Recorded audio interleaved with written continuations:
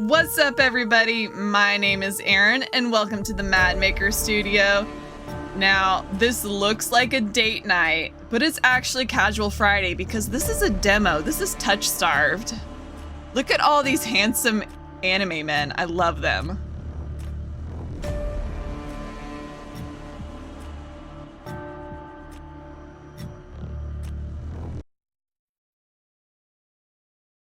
So again, this is a demo of the TOUCHSTARVED prologue, not the finished product. Remember that. I'll put a link down in the description so you can add it to your wish list or check out the demo full on for yourself. I'm glad they did a content warning for me. TOUCHSTARVED is intended for an older audience. It contains mature content that includes, but is not limited to, horror, graphic violence, strong language, alcohol and drug references, injury, and dismemberment. Player discretion is advised, as well as viewer discretion. Yep, I'm going to click to proceed because I'm an adult. In TOUCHSTARVED, your choices matter! The decisions you make may result in unique dialogue, interactions, or even choices in red text which contain exclusive content. Try playing through the demo more than once and choosing different options. You might even uncover a secret ending. And remember, there are no wrong choices, only interesting ones. I love that. Choose wisely and save often. All right, I'm not one for doing safety saves if I'm pursuing a particular route. But I think this may be a situation where I need to employ some safety saves.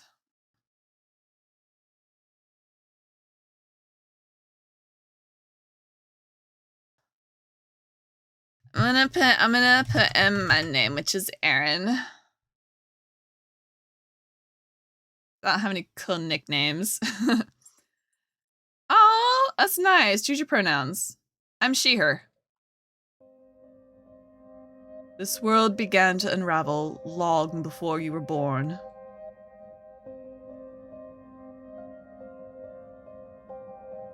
It began with fogfall. Spectral mist bled from the seams where reality wore, so thin it split. And from that fog emerged monsters, inhuman beings with unnatural powers. Some possessed language and intellect.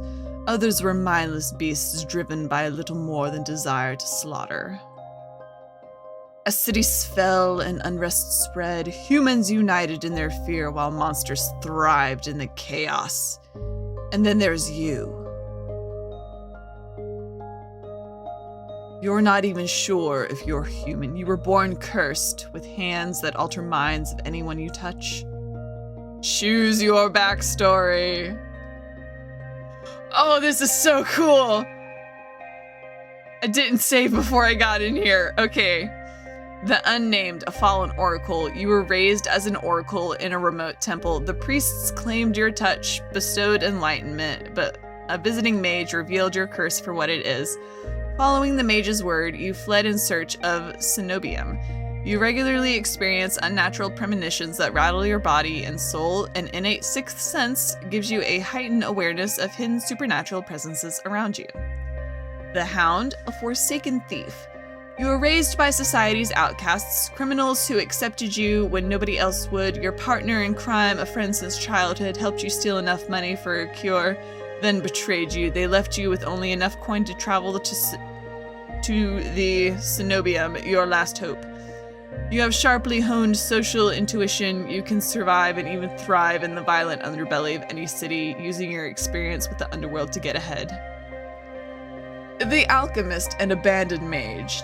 An exiled cenobium mage took you in as a child, raising you as her apprentice. She seemed to take pity on your curse, but you discovered she was cultivating you as a test subject.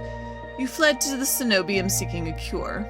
You're an experienced spellcaster with encyclopedic knowledge of alchemy, spellcraft, and history.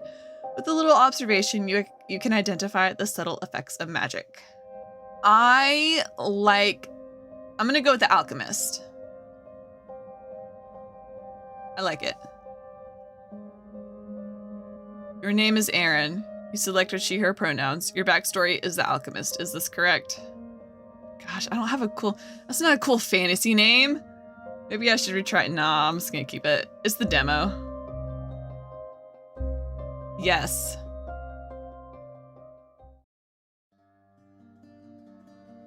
Ooh, I love the art. The wasteland stretches as far as the eye can see. There's nothing out here but death, the ever-present stench of decay, and countless sun-bleached bones cast like seeds across the barren land. I could say death doesn't scare me, but to tell the truth, I'm desperate. It's been 2 weeks since I joined a caravan bound across the wastes. Finding a group that would accept me isn't a trial in itself. As rations grew sparse and my canteen ran dry, I began to despair, but then I saw it.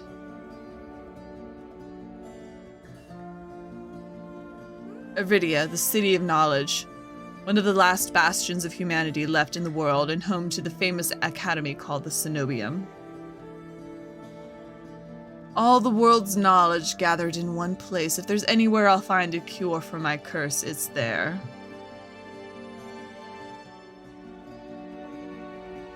All that stands between me and a cure is a final stretch of salt-soaked wastes, or so I think until I see the first tendrils of fog sneaking beneath the wagon.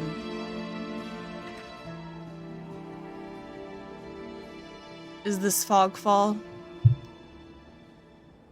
Is this fogfall? My stomach stinks at the very whisper of it, a silent storm more devastating than fire. Dangerous in cities, but a death sentence beyond them. A thick blanket of fog engulfs us, smothering out the lantern's light. The wagon lurches to a stop. An eerie silence, heavy as the mist falls over us. The only warning we get is a strangled scream. Stay back, no! The cry dissolves into wet gurgling. Then the wagon violently pitches to the side. I hit the ground hard, the air punched from my lungs. When I open my eyes, adrenaline lends sudden, awful clarity to the carnage around me. A trader I once shared bread with lies face down in the mud, their back exposed, reduced to long strings of torn muscle, gleaming gristle, and exposed bone. Bodies litter the wasteland. I try to rise, but my ankle explodes with pain so blinding, white blooms across my vision. Only when my eyes adjust do I see the dark shape in front of me. Ooh, gnarly. A soulless stoops over the twisted form of a caravaner. I freeze, but it swivels its head. A dozen bulging eyes twitch in my direction and blink as one. Woo! The soulless lets out an ear-splitting shriek and runs at me. But right before it reaches me, the beast barrels past, vanishing into the mist. Distantly, a horse screams in the dark. I need to move now. Oh man, it sounds like a place I should save. Head towards the wagon!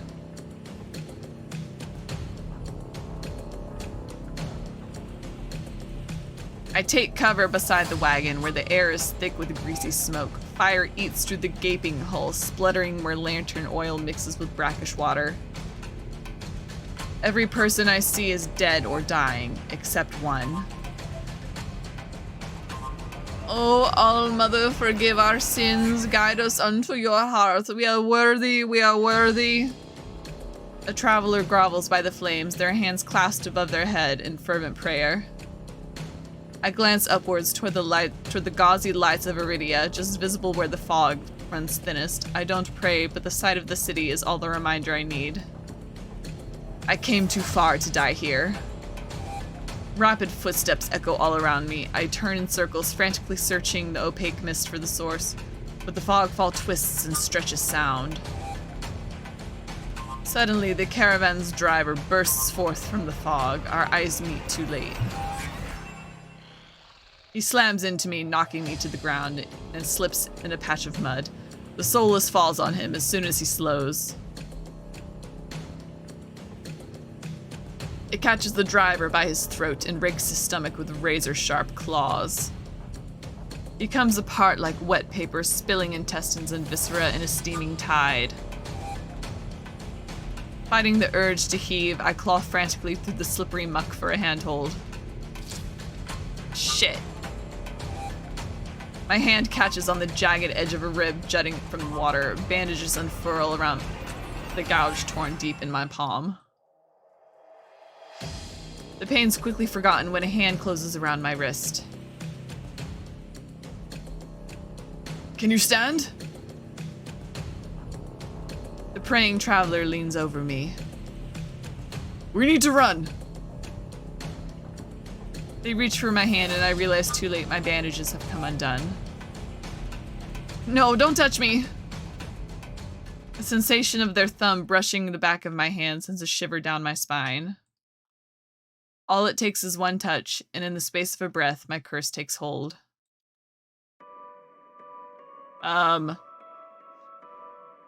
Their lips peel back into a deranged grin. You less cute now. No, I've seen this face countless times before. This is my curse. Madness of my own making. Their grip on my hand tightens until pain radiates from my knuckles. Let me go. Suddenly, clammy hands crush my throat, choking off my breath. Die, die, die, die, die, die! Spit bubbles at the corner of their mouth and flex on my face. The edges of my vision darken as my lungs scream for air. I don't know if I can scream for help. But if I scream, maybe the souls will come and, like, snatch him out. Help! I tried to scream, but the fingers squeezing my windpipe cut me off. The more I struggled, the tighter their grip grows. My pulse hammers in my ears, slowing with each thudding beat. This can't be happening. I'm going to die. And not because of the fogfall or the solace, but because of my own curse. Tears sting my eyes. No, no, no, not here, not like this. The hands drop from my neck, leaving me wheezing for air. My lungs burn with each ragged cough.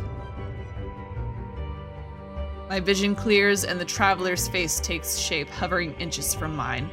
Lips still split in that macabre smile, even as blood seeps between their teeth. They give one last shuddering breath, then slump over the claws hooked through their stomach. The soulless shoves the body aside, and the glowing eyes studying his leathery skin thin as though grinning.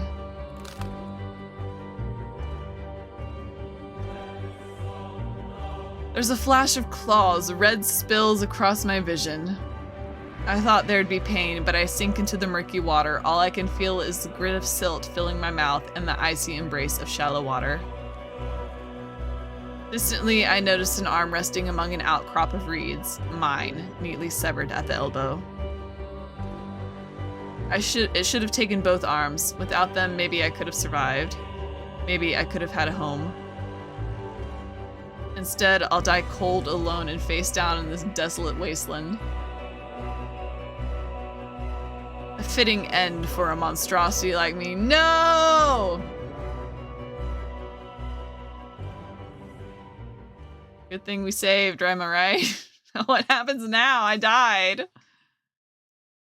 If this is death, it's not as bad as I feared.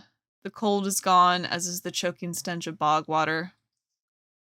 I could drift forever, cocooned in oblivion, until all thought and sensation vanished. No curse, nobody howling at me in madness and terror, nothing at all.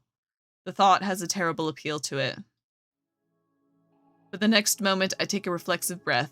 Air pours into my lungs, then out in a ragged grasp.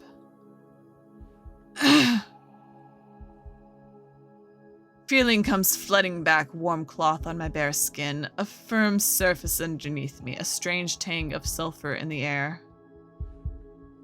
Do not be afraid.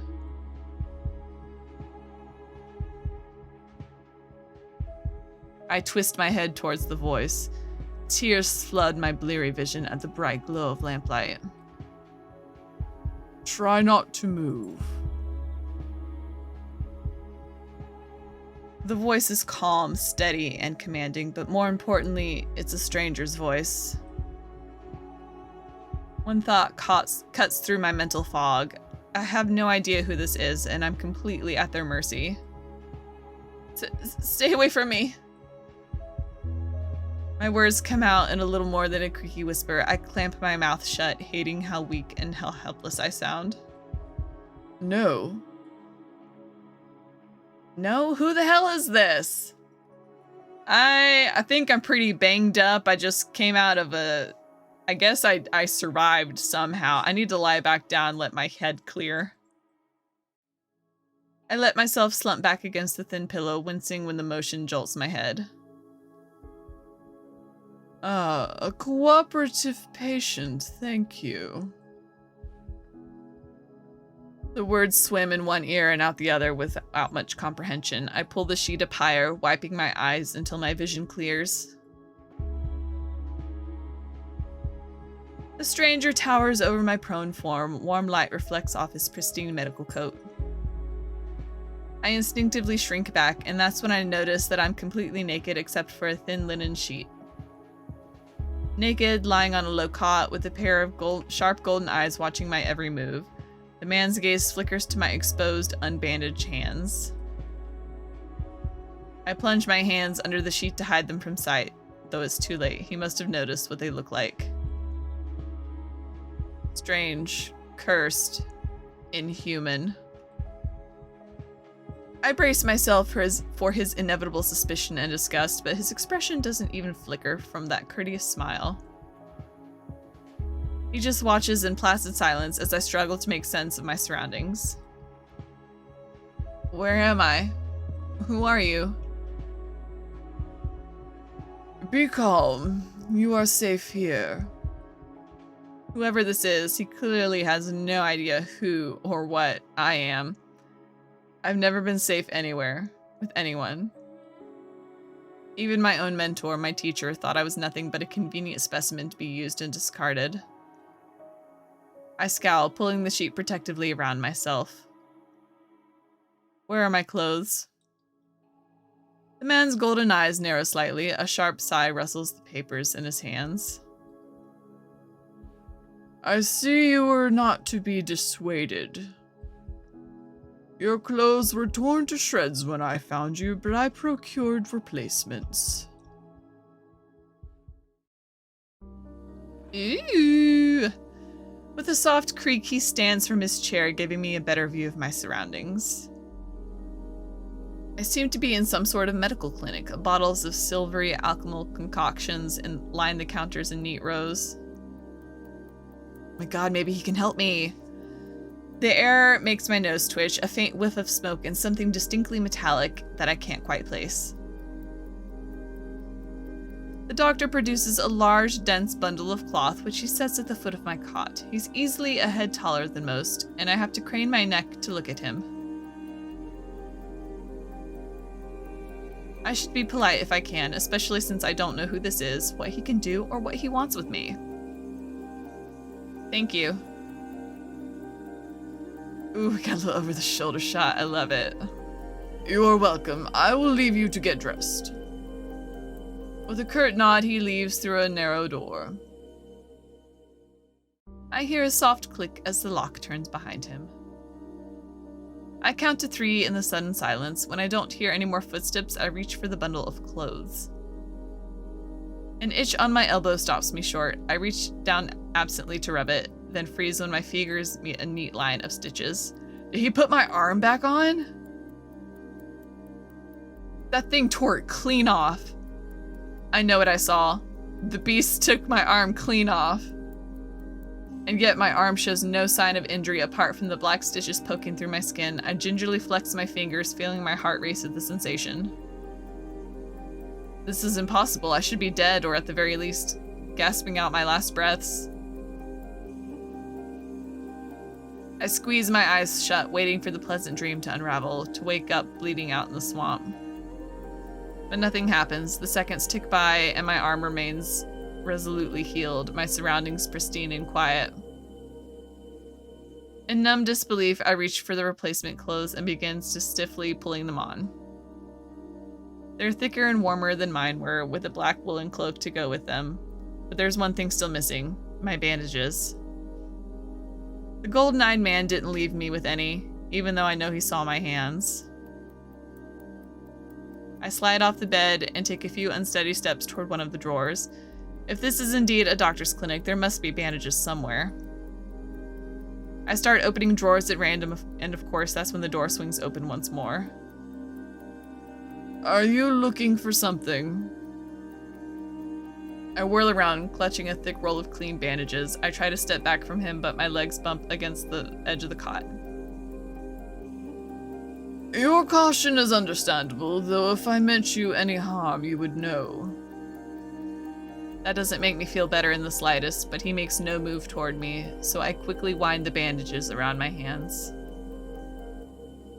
The glowing scars and mottled skin disappear under a layer of clean white cotton. May I ask why you need additional bandages? I clench my jaw. I knew it would only be a matter of time before he asked about my hands, though the way he does it is strangely roundabout. I'm just gonna say nothing.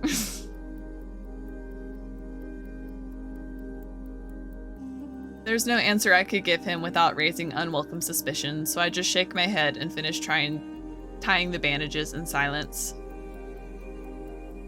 I can only help if you tell me what ails you.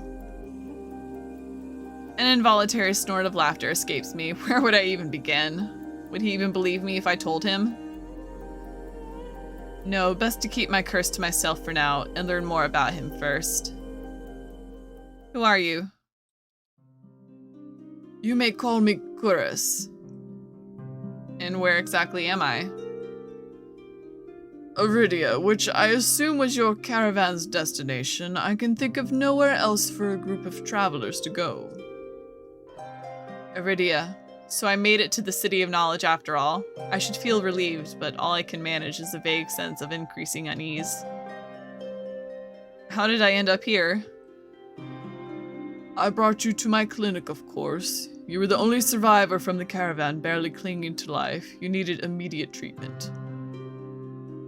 Which you provided? Yes. He says it so simply, as if I'm a small child and he's explaining basic addition to me. I frown and flex the fingers on my recently healed arm. Aside from being a bit stiff, it feels fine, thoroughly attached to me. You're saying that you stitched my arm back on? Pardon? A Solus attacked the caravan. It ripped everyone to shreds. It tore my arm clean off. But when I woke up here, I spent my entire life learning from a Cenobian mage, and I know no alchemy or magic that can reattach a severed limb. Even if he somehow could heal me by magic, I should detect traces of it, but I sense nothing out of the ordinary at all. The doctor, Kuris, pinches the bridge of his nose. He sits back down in his chair, quiet for a long time. I do not know where you come from, but Iridia is the city of knowledge and deadly secrets alike. Information is power, and it is most unwise to give or receive it freely. Since you have refused to divulge your secrets, I will not divulge mine. I do not even know your name. You are new to Iridia, so I will overlook this specific breach of etiquette. However, you should not expect others to extend the same courtesy. Do you understand? He looks pointedly at my freshly bandaged hands. Loath though I am to admit it, he has a point. I am also a complete stranger to him, and if he's telling the truth, he saved my life. I take a deep, steadying breath. This time when I speak, I sound a bit more like myself. Aaron. My name is Aaron. It is a pleasure to meet you, Aaron. God, when the game gets a full release, I gotta give myself a cool fantasy name. Yo, leave me suggestions in the comments. There's a little more warmth in his smile, his polite demeanor back in an instant.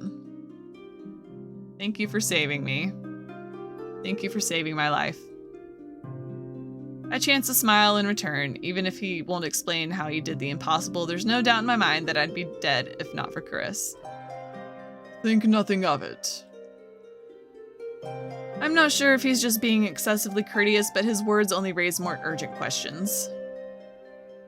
But I have to ask, why did you save me? You don't know me. Question seems to startle Curtis. Whoops. Didn't mean to hit the save button. I could hardly leave you to die in the wastes. Yeah, like, how'd you find me? Assisting those in need is the very essence of a doctor's duty. I've never met a doctor who also handed out free clothes. My fingers find the edge of the cloak. There's a subtle but delicately embroidered pattern around the hem. I try not to think about what kind of price Curtis might ask for such well-made clothes. No, I suppose not. Forgive my presumption, I rarely come across so fascinating a patient.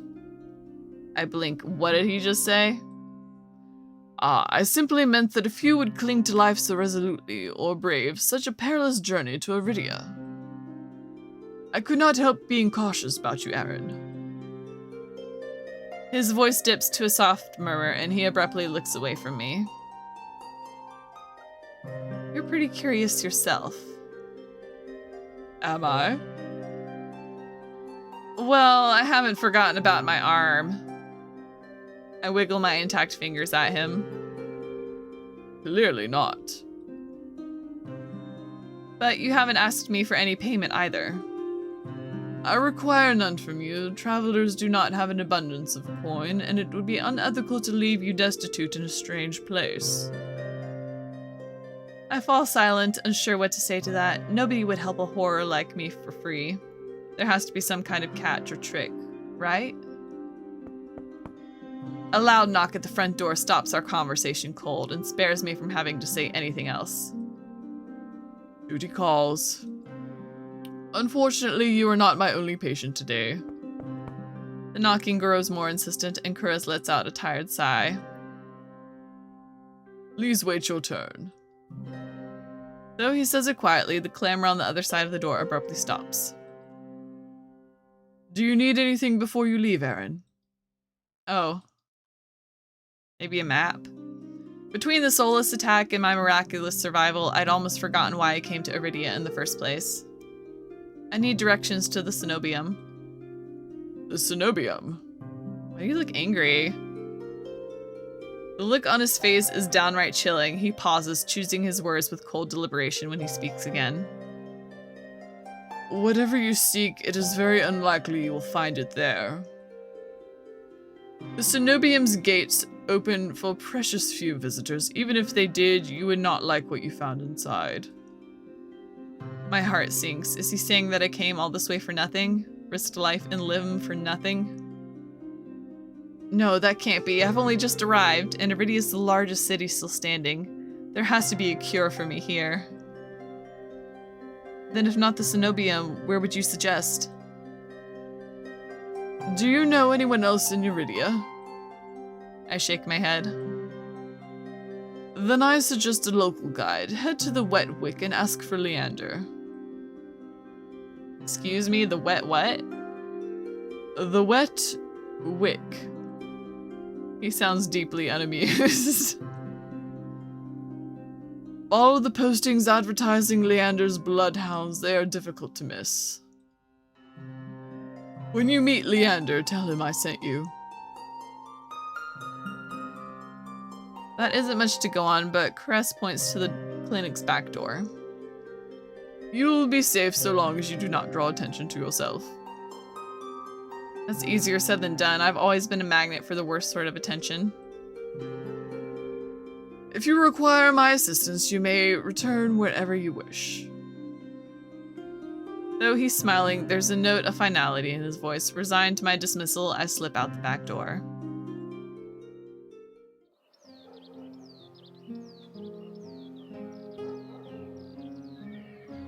I find myself standing in a narrow and rather gloomy alley. I pull the new cloak up over my nose, stepping over the contents of chamber pots that have been emptied into the street. Gross! Something weighs heavily inside one of the cloak's pockets. My coin purse. Everything is still inside, every last coin that I'd scraped together for the journey to Iridia. It doesn't even look like it was open. There were so few coins to begin with, they probably weren't worth stealing. I glanced back at the clinic's closed door. Kuris didn't take any payment. He didn't even ask for a future favor. But he also said that in Iridia, secrets are power. Does he expect me to give up mine at some point? That's not exactly a comforting thought. Still, no matter why he did it, Kuris gave me a second chance and led on where I might find help.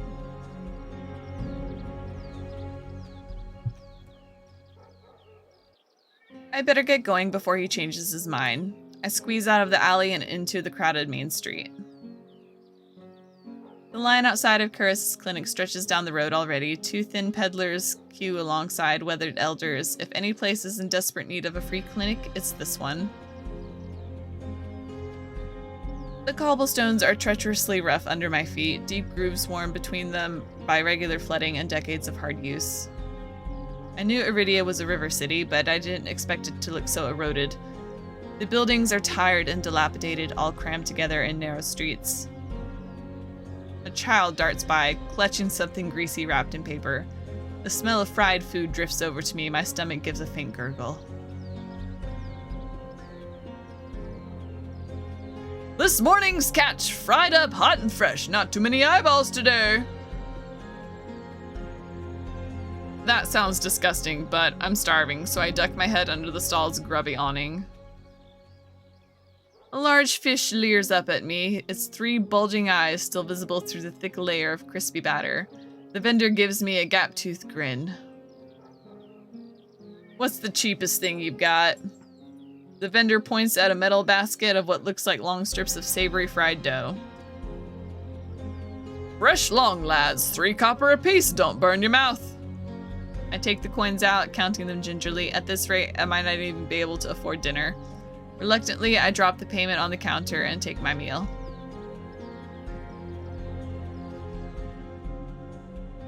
Two streets later, I pass under a wrought iron archway adorned with dangling garlands of red and pink lilies.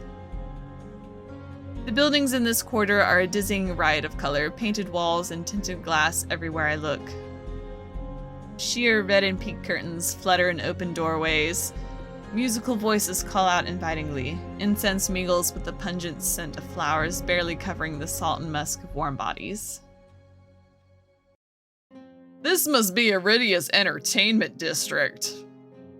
I'm polishing off my food and dusting the crumbs from my hands when I spot a poster. It features the silhouette of a smiling man wearing a single dagger-like earring and the word Bloodhounds printed above his head. A motto, as above, so below, circles the artwork. If Leander is the leader of the Bloodhounds, then the face printed on the poster is likely his. I follow the line of identical posters around a corner and nearly hit my head on a precariously dangling wooden sign. Looking up, a faded orange letters read, The Wet Wick. The facade of the building looks like it's seen better days, but I hear faint music and laughter coming from inside.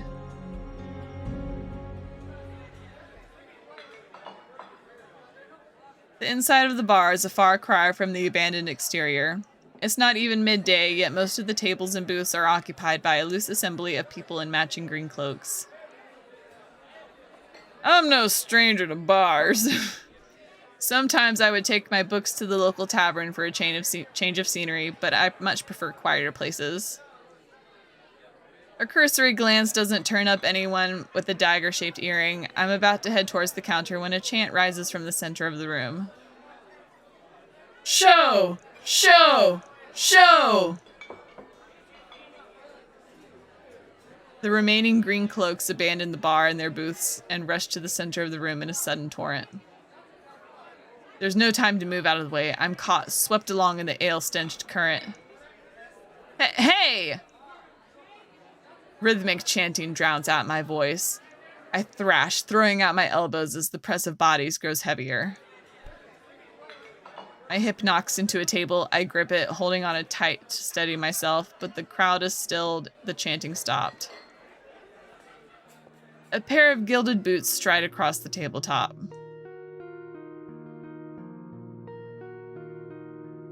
Seriously, dogs? Seriously, you dogs? Again? I don't do man voices very well. Let's see if I can make up any kind of variation for you all. Scattered laughter and cheers rise from the audience. I drag my eyes upward.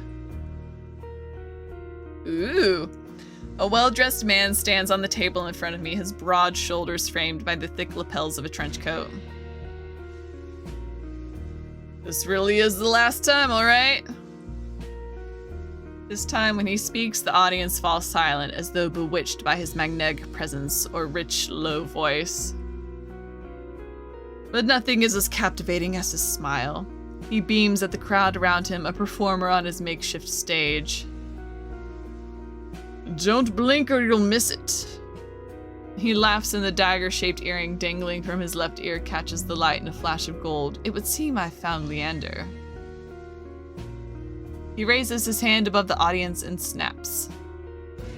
A flash of pale green light, real magic, no ordinary stage trick, blinds me. As the brilliance ebbs, my gaze refocuses on the mage towering above me. Dang, he could also help me, maybe. He flicks his wrist and the magic spiraling around him coalesces. A delicate flower stem sprouts from between his pinched fingers. One by one, glowing lily petals spring forth. With a flourish, the mage presents the conjured flowers. The audience bursts into clapping and cheers. My mouth hangs open, and not just on account of the impressive performance. There's no incantation, no spell circle. I've never seen something so beautiful and intricate conjured so effortlessly. Leander must be an incredibly gifted mage. No wonder Kuros recommended him. Leander plucks the iridescent bouquet out of the air and turns in a slow circle, giving the audience a good look. Now, who could use some good luck?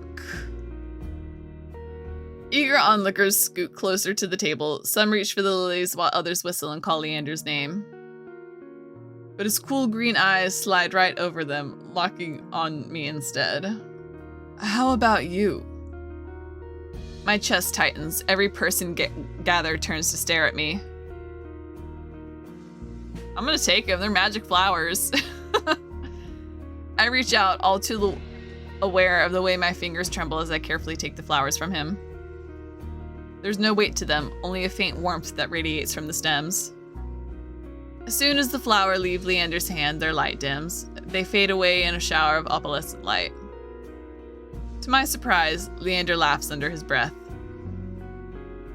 That's the problem with flowers. They don't last long, but they leave an impression, right? He grins at me and I find myself smiling back.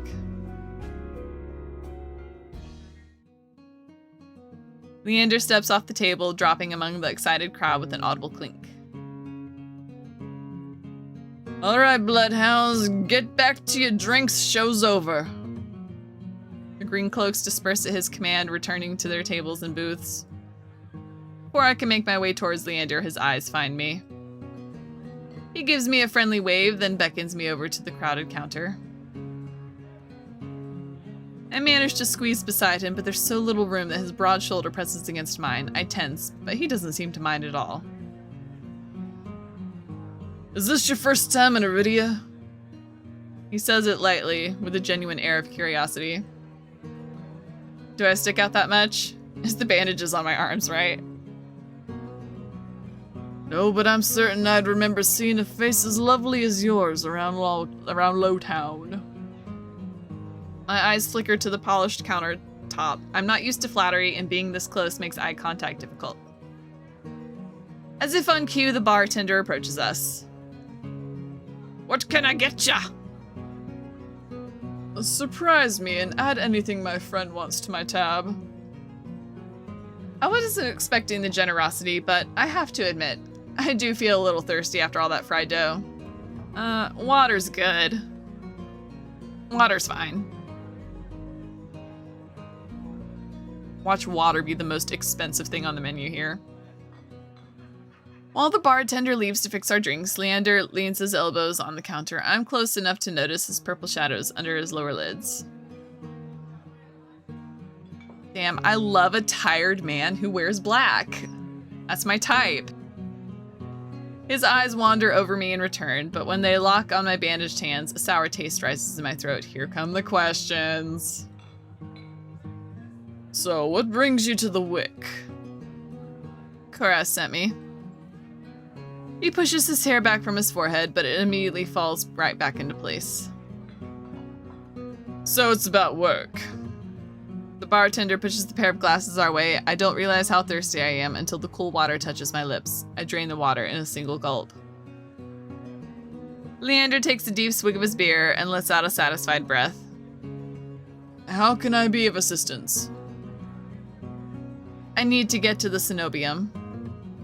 As soon as the word cenobium leaves my mouth, the entire bar falls silent. Everyone can totally hear me now. I'm just there, it's so loud, and I'm yelling in his ear. And the second I say, cenobium, everyone just is like, quiet. Bloodhounds twist around in their seats to gawk openly. Finally, an especially drunk one speaks up. The hell are you bringing up the cenobium in here? Throw him out. This is a bloodhound territory. The vitriol catches me off guard. From the angry looks thrown my way, it's clear I've broken some unspoken rule just by mentioning the cenobium. When I glance at Leander, he's drinking, as though he hasn't noticed the uproar. Only when he catches me looking does he lower his glass. For the love of... He drags a hand down his face. Hey, keep it down, will you? This is business. I tense, expecting an argument, but the outspoken bloodhounds silently return to their drinks. Only a handful continue to watch me warily. Sorry about them. The cenobium's a bit of a touchy subject in these parts. Mix in enough drinks and, well, you saw. How about we continue this outside? When I gave him a terse nod, he pushes away from the bar counter.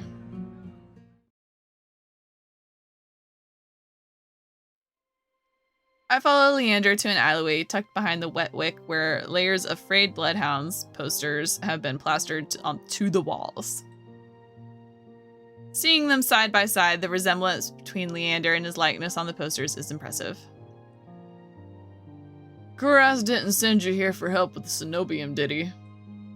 From the look he gives me, he already knows the answer. I glance away. No, he didn't. He suggested I find an alternative. Yet here you are, asking about them anyway. What do you need the cenobium for? I don't want to tell him about my curse. The less people know about my capabilities, the better. Thankfully, Leander takes my reluctant silence as an answer. Well, I see you're already aware of the city's currency. Information's worth its weight in gold here. Kuras told you the truth, the cenobium's dangerous. Get on their bad side and they'll imprison you if you're lucky, or torture you if you're not.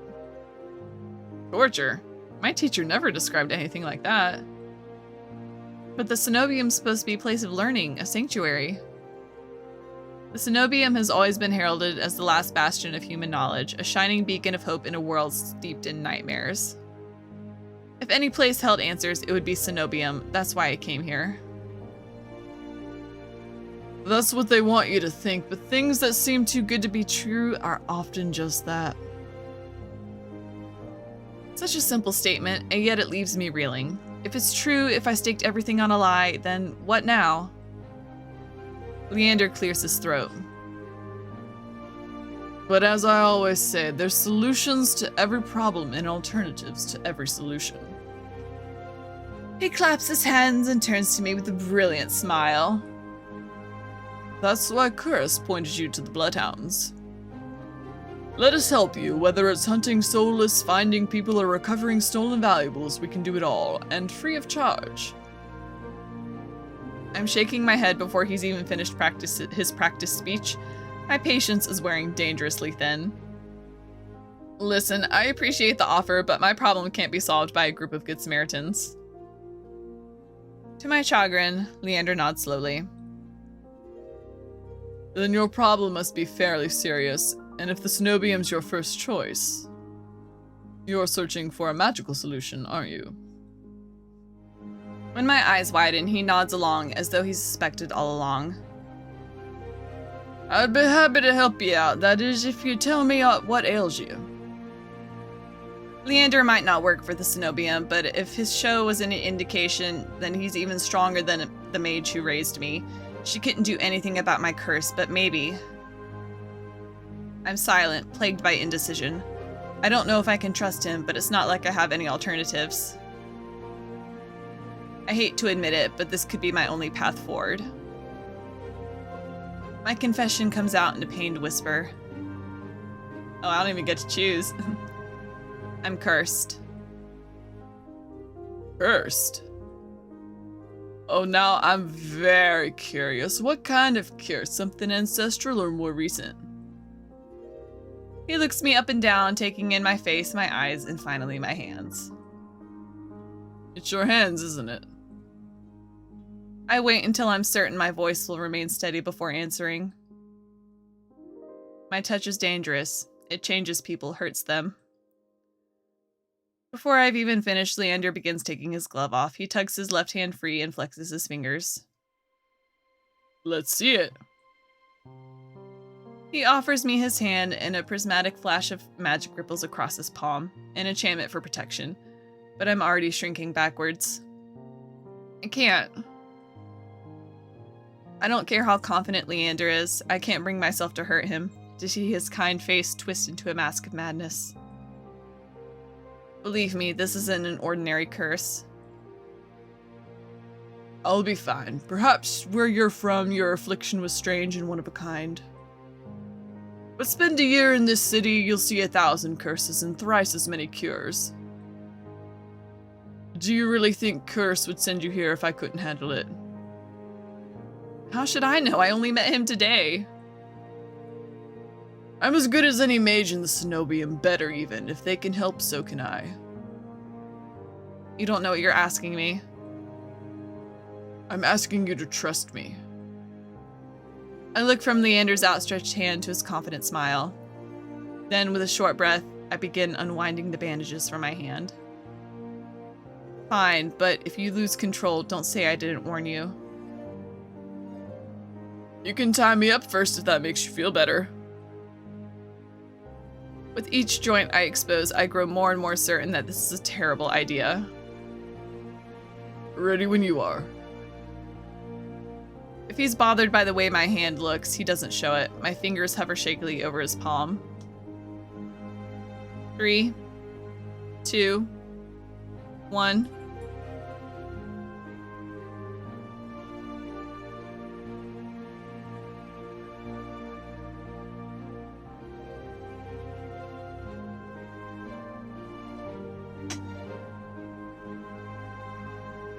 Good girl. Hey, Kissy? No? Okay. Okay, Kissy? Okay.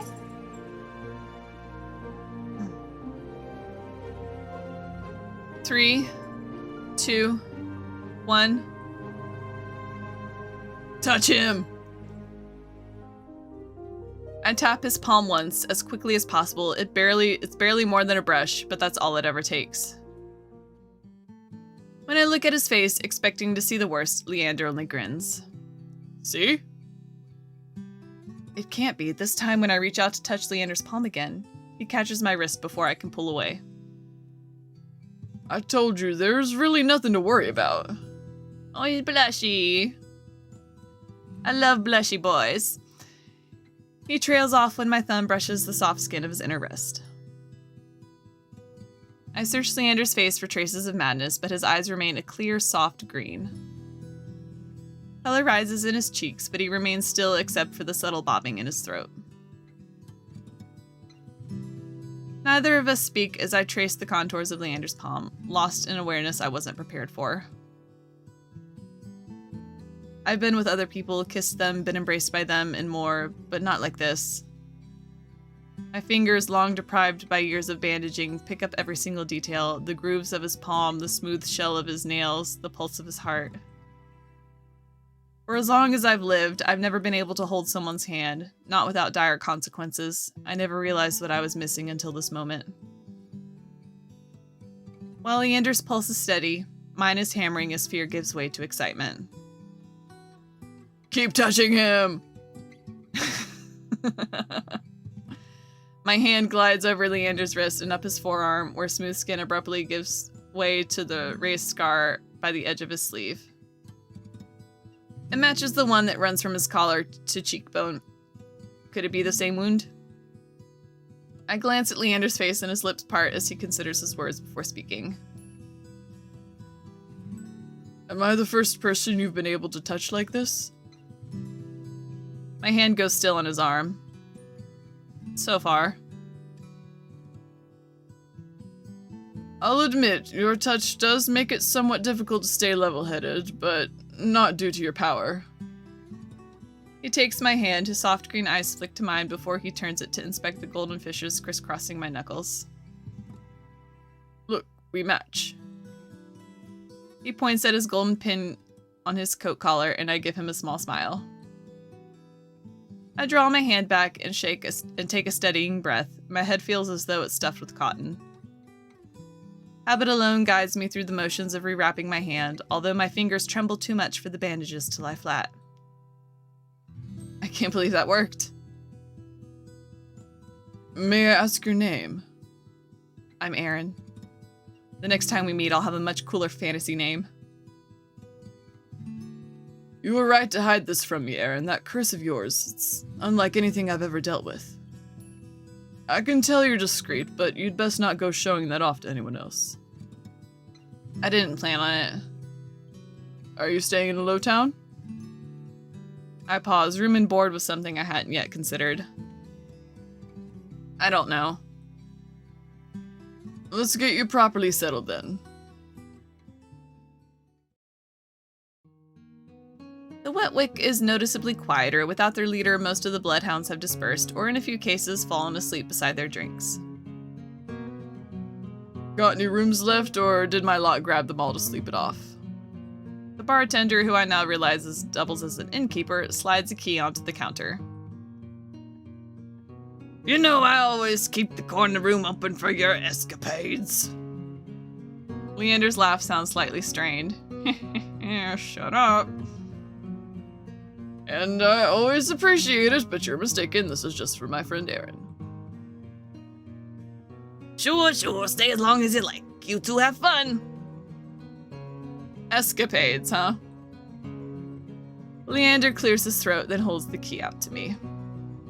But I hesitate. My coin purse barely holds enough for a day's worth of meals, let alone a room. How much do I owe you? Nothing. Bloodhound rates. My treat, since you shared your secret. Food, drink, a warm bed, anything you need. That's right, because information is currency. Carefully, I take the key from him. It's small, but weighs heavy in my palm.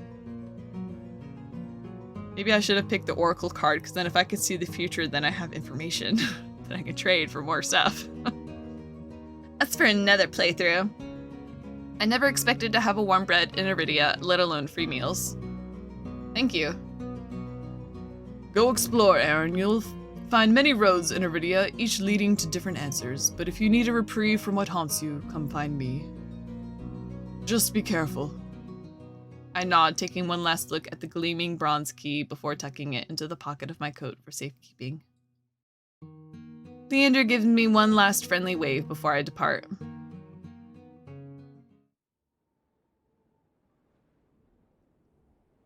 The air clings sodden and heavy. Without the morning crowd, the sunless streets look barren and bleak. Even the peddlers are long gone. Only a pair of crows remain quibbling over stale crusts in the gutter. I feel a ridiculous pang of envy.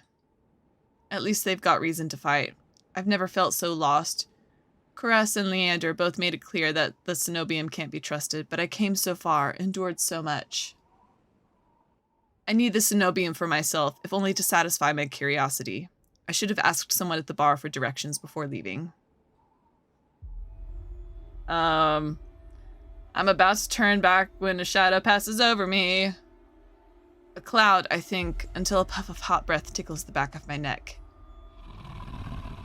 Ooh, The shadow runs down the street in rivulets. Formless dark spreads like ink into blotted shapes. Claws stretch. A muzzle splits open to reveal long, jagged teeth. A growl rumbles so low and deep I feel it. You think someone would have given me a heads up about this? Like the streets are empty for a reason. You might want to clue me in on that, huh? Huh? I want to run, to scream, but I feel trapped, as though the slightest movement or a single breath will snap the jaws around me shut. No, I won't end it like this. If I'm going to die, I want to see what got me first. I steel myself, then turn. Slightly to the left. The shadow vanishes as quickly as it came. I'm left standing in the middle of the street, alone except for a figure reclining in the shade of a nearby stoop. Ah! A monster. That much is clear from a glance. But he's hot, so it's okay. One that can nearly be mistaken for human were it not for the tufted ears, the tail curled around his ankle. Or the dust pink eyes with pupils that sharpen like needles when they fall on me. Our eyes meet and the monster uncrosses his long legs. His hair gleams a shade of red that reminds me unsettlingly of blood where it curls around his collared throat. Oh man, what kind of voice should I give him? Caress and Leander kind of sounded the same. Jumpy, aren't you? Should I give him Officer Dooley's voice? I think I will. Let's have fun while we're here. How about that? It's Casual Friday. Anything's up for game. His raspy tone is so light and carefree that I glance over my shoulder to make sure he's speaking to me. When I look back, the stranger props his chin on his knuckles and regards me with an inscrutable little smile. Didn't you see that shadow just now? It was massive, moved like a beast. Even as I speak, I'm aware of how ridiculous I must sound, but the stranger's smile doesn't falter. The only beasts I've seen are the Wick's drooling regulars. Though this did catch my eye. I knew I was gonna get pickpocketed! With the flourish of his hand, my room key appears dangling from his finger. It turns on its chain, glittering when it catches the light. I should have taken a nap before I left. My hands fly to my cloak's pockets and sure enough, find them flat. Sneaky, sneaky, he made me scared and stole my stuff. He cricks his finger, beckoning. I like the zoom in, zoom. I've already taken 2 steps forward before some stifled instinct stops me. Something feels wrong. I'm still on the edge, thrumming with so much adrenaline that the stranger's shadow flickers at the edges of my vision. I always attract the worst kind of attention, but I can't get rattled now. Who said that's my key? Who said that key's mine? He smiles wide enough to reveal pointed canines. I saw you drop it. You really should be more careful. City like this, somebody might take advantage. Not saying it'd be me, but it me. A bald-faced lie said without a hint of irony. I can't figure out how he picked my pockets under my nose, but I'm certain he took my key and I need it back. I approach the man, careful to keep an arm's length away. He doesn't look dangerous, but the most deadly ones never do. Oh, I want to give him head pats. The stranger's chain softly clinks with the tilt of his head. His ears flick. Keeping your distance? I'd be stupid to trust you. You think I stole your dinky little key from all the way over here? He gives an exaggerated sigh. I'm good with my hands, but not that good. Do I really look like a common thief to you? He's got me there. The sheer fabric of his sleeves alone would be too expensive for most street thieves. Hell, his shoes look like they cost more than I spent traveling here. And then there's the shop behind him. No matter the city, parted pink curtains only ever mean one thing. I'm not looking to buy, and I doubt I could afford your services anyway. Luckily for you, I don't charge. Nobody charges for anything in this city. How's it functioning? The man runs the tip of his tongue over a fang, and for the first time since I stepped into that shadow, I feel something other than dread. My face grows hot. That's not what I meant. I'm flattered, really. Were sex my trade, I might make an exception for you. How about half off for a handy? I'm glad I gave him Officer Dooley's voice. By the way, if this is your first video of mine that you're watching, or you don't know who Officer Dooley is, you should totally check out the Dark Side Detective playlist. I still have the 3 DLC cases to play in the sequel. I will get to it eventually. But that's where this voice came from. Or you could just hand over my key. Act like none of this ever happened. Ask nicely, and I might even let you tug my tail. It's very soft. Just throw it here. So, some spindly little street urchin can snatch it and run? He raises my key and tilts his head so he can watch it dangle back and forth. I suppose I could just claim your room for myself. Not that I'd be caught dead slumming in the wick with the rest of those slack-jawed imbeciles. You're obviously not from around here, so tell me, traveler. What misfortune brought you to this wretched place? His voice practically drips with derision. I'm not telling you anything. What could have possibly drawn you to this dreary little pig pen, I wonder? He listlessly watches the arc of my keys swinging around his finger.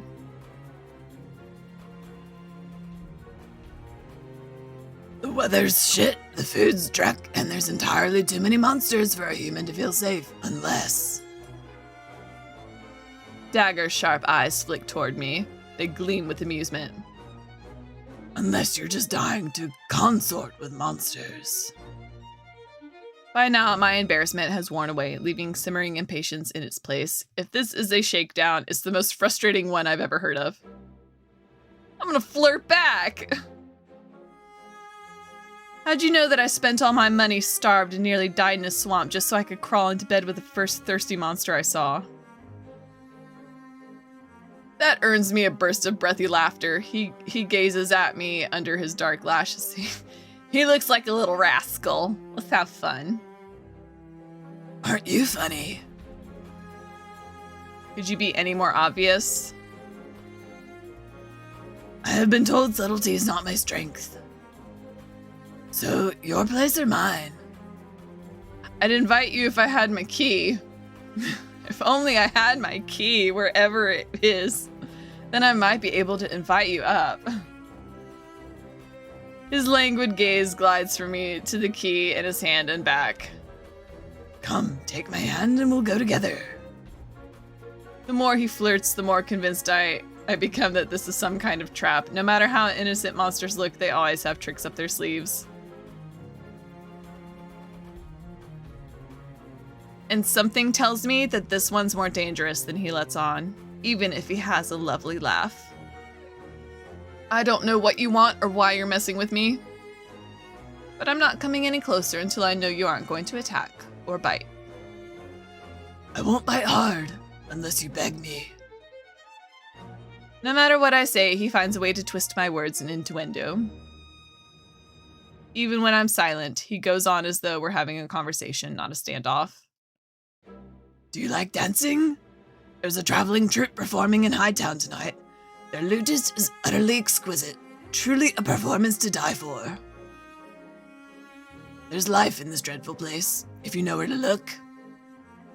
You sound like you know the city well. The man's gaze flickers from me to the key dangling from his finger. Naturally. This dump was little more than a miserable little smear when I first arrived.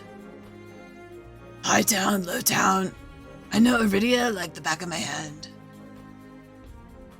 What about the Cenobium?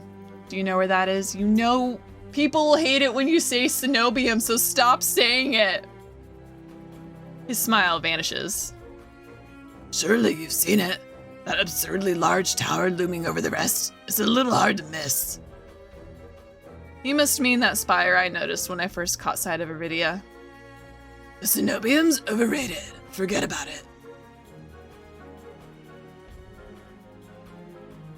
I can show you things those stuffy boars in their elliptic tower couldn't even dream of. Okay, so it sounds like, again, it's a perfect trope. Like, which route do you pick? So it makes sense that each of the characters that we meet has some facet or capability. They can help cure our curse. So whichever direction we go down toward, theoretically, because this is a choices matter game, we could completely fail. But theoretically, whichever path we go down, then we'll, for lack of a better term that I can't think of right now, we'll have a happy ending. I've already got plans. Oh, have you some pressing matters at the Cenobium? Lunch dates with the librarians? Tea time with the most esteemed abbess? That's my business. What's the matter to you? I square my shoulders and the amusement bleeds out of him. Your loss. The stranger, finally bored of his tedious game, extends his hand toward me. The key rests on his palm, neatly dividing skin and leather. When he makes no other move, I reach for the key, but as soon as my fingers graze smooth brass, his hand springs shut around my elbow. Hey! Oh, we got real close. He yanks me down and I stagger, my soul slipping on the steps. For a sick moment, I fear my bandages will unravel under his touch, but he's careful not to disturb them, even as his fingers dig into my arm. I knew I smelled blood. You reek of death in the road. I just told you that I barely escaped a swampy bog alive and almost died. You think I was making that up? And that fucking doctor. His voice, once silken, lowers to a smoky growl. The shadows around him seethe and boil as he pulls me closer. Listen, my guy. I have a severed limb. The first place I hope I wake up is in the doctor's office. Whatever beef you guys got between you, I ain't a part of it. So don't make it personal. And something else. He murmurs against my throat, nose grazing my jaw. Let go. I tried to twist away, but he doesn't budge. His breath trails down my neck, sending a thrill of dread through me. But just when I fear he'll bite, he takes a deep whiff instead. His wide, flat eyes gleam with naked hunger as he gazes up at me. Not quite human, not quite monster. Seems we're both. Veer!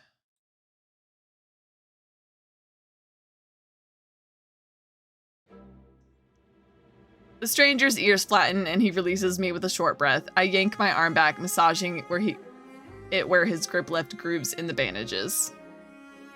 The stranger twists around to watch a woman duck out from the curtains behind him. Her Cenobium uniform is nearly identical to the one my mentor kept tucked away in her closet. I leave you for all of what? 10 minutes and you're making trouble again. Will you quit harassing the tourists? The stranger, Veer, I take it, rolls his eyes and flashes the cleric with a withering smile. So suspicious. Can't you see this is a friend of mine? A natural liar. He grins at me and his tail swishes minutely. The woman purses her lips at me, clearly unconvinced. I open my mouth to correct him, but Veer cuts in. I was graciously offering my dear friend some free advice. Though his voice remains light and cheerful, his expression darkens.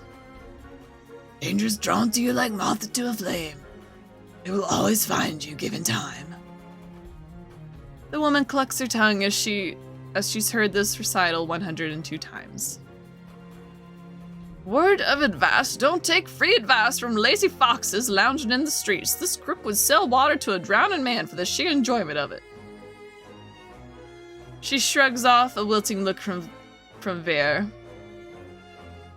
Oh, please, any friend of yours knows it's true. Now hold still. Veer rises gracefully at her approach. He pushes his hair aside so it drapes over one shoulder, exposing a long line of his neck. And suddenly it dawns on me that the jingling I heard wasn't coming from the harness attached to his collar, but a leash. A heavy iron chain wound around a hitching post and padlocked to the back of his collar. Veer posed deliberately to hide his leash from me. The woman produces a keyring from her pocket. She rifles through a dozen identical keys before selecting one and slotting it into the lock. Come on, unless your friend's tagging along on our merry little solace hunt. They're hunting for solace inside the city? Words momentarily fail me. The woman regards me with a polite, if tight smile before marching down the stairs. Veer lingers. He stretches his arms over his head with a yawn, and I try not to stare at the way his stomach flattens when he arches his back. Your little secret's safe with me. Try not to get yourself killed, Veer hops off the stoop and bounds after the woman. His tail sways merrily as though he hadn't just lied and threatened me. Did you try that thing I mentioned? The Lovention knot? That the one where you take 3 fingers and actually don't tell me. Knowing you is disgusting. Veer's airy laughter echoes down the street. It's only after he and the cleric have vanished from sight I realize I'm still missing something. The key? Wait. Reflexively, I shove my hands into my pockets and find it. The room key. Oh, huh. I pull it out of my pocket and raise it to the light just to be sure. A nagging feeling distracts from my relief. I don't know what Veer's game was or what he wanted from me. All I know for certain is that the Cenobium saw fit to leash him, a fate I could share if that's what his vague warning meant. I let my eyes drift skyward past the lanterns gently swaying in the breeze to the Cenobium faintly visible through the haze. Just one glimpse is all I need, then I could put this all behind me. This time the key goes into my coin purse for safekeeping.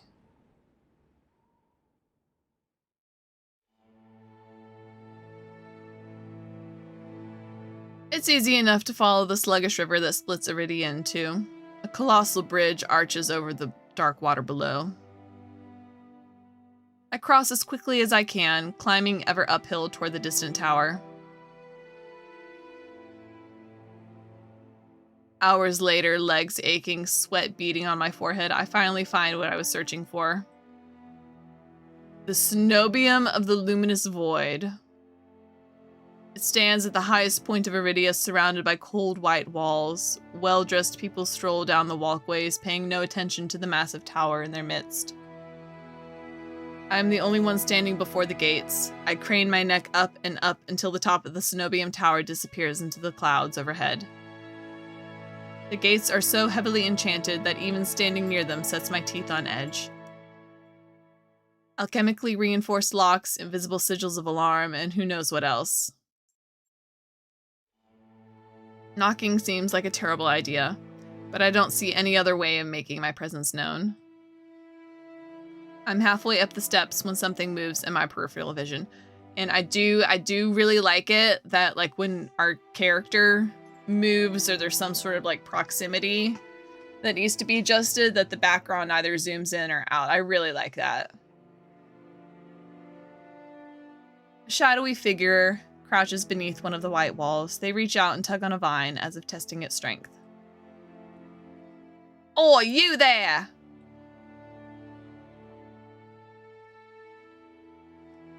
The shadow vanishes as quickly as I spotted it, and a gaunt-faced man in a crisp charcoal uniform marches up the steps toward me. Another tourist. Get out of here once you're done gawking. A dismissive wave accompanies his equally dismissive words, and he turns on his heel without even waiting for an answer from me.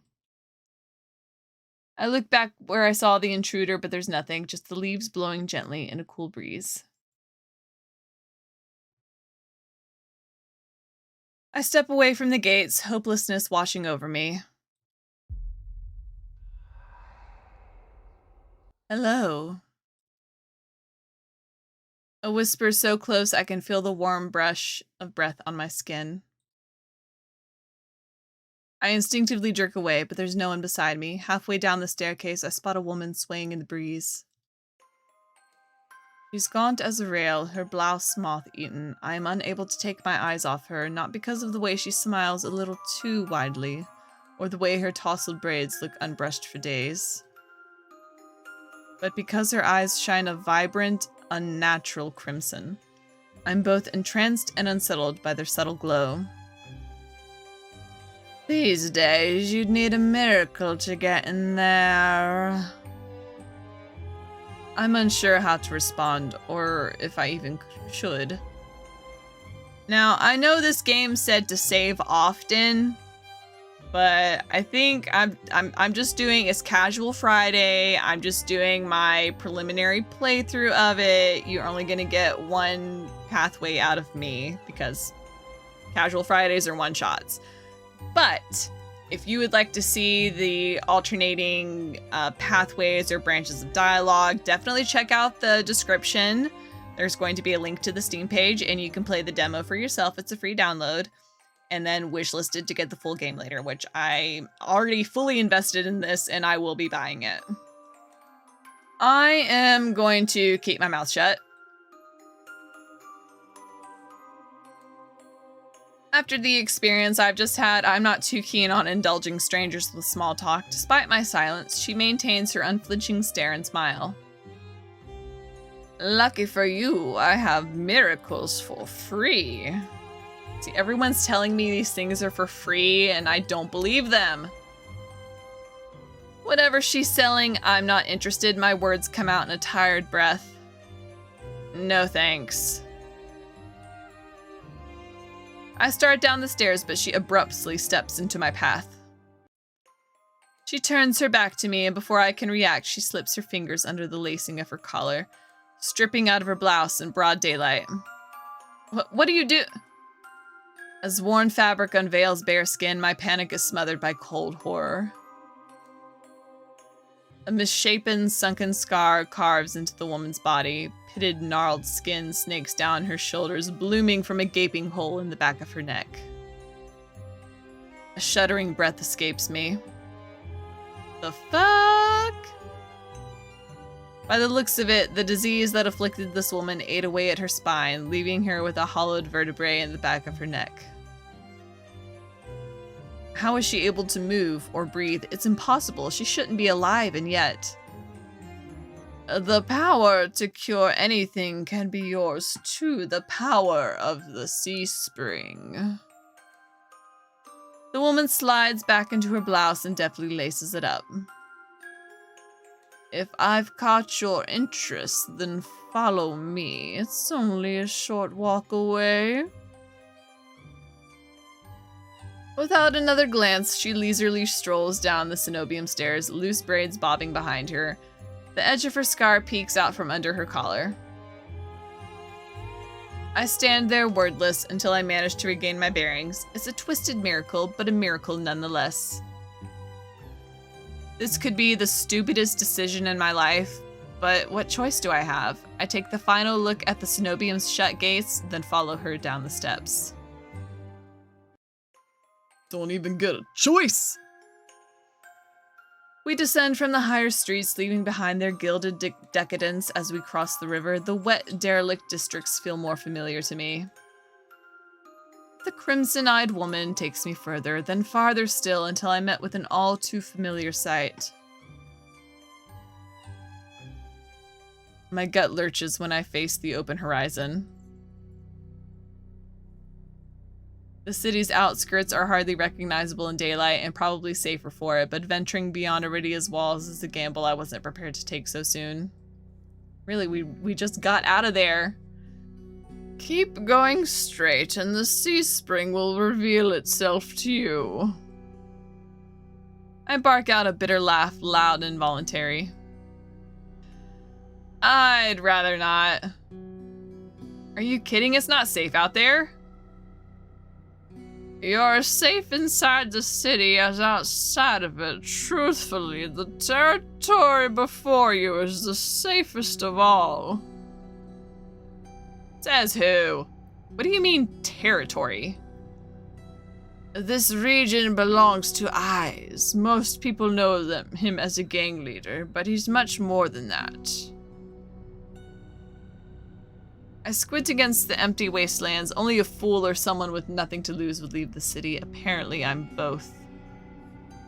But if the sea spring cured her, I need to see what it can do for me. It kept her alive. I wouldn't say it cured her.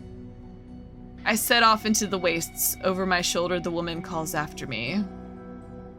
Good luck, Aaron. I hope we meet again. Did I ever tell you my name? My heart pounds with each step I take from civilization. For what seems like an eternity, I force each foot forward, one step then another, until a realization hits me. I never told the woman my name. Something pierces the horizon ahead of me. A building nestled into a tall cliffside, but so starkly out of place it might as well be a hallucination. It drips with extravagance and honeyed mahogany, an ornate jewel of architecture.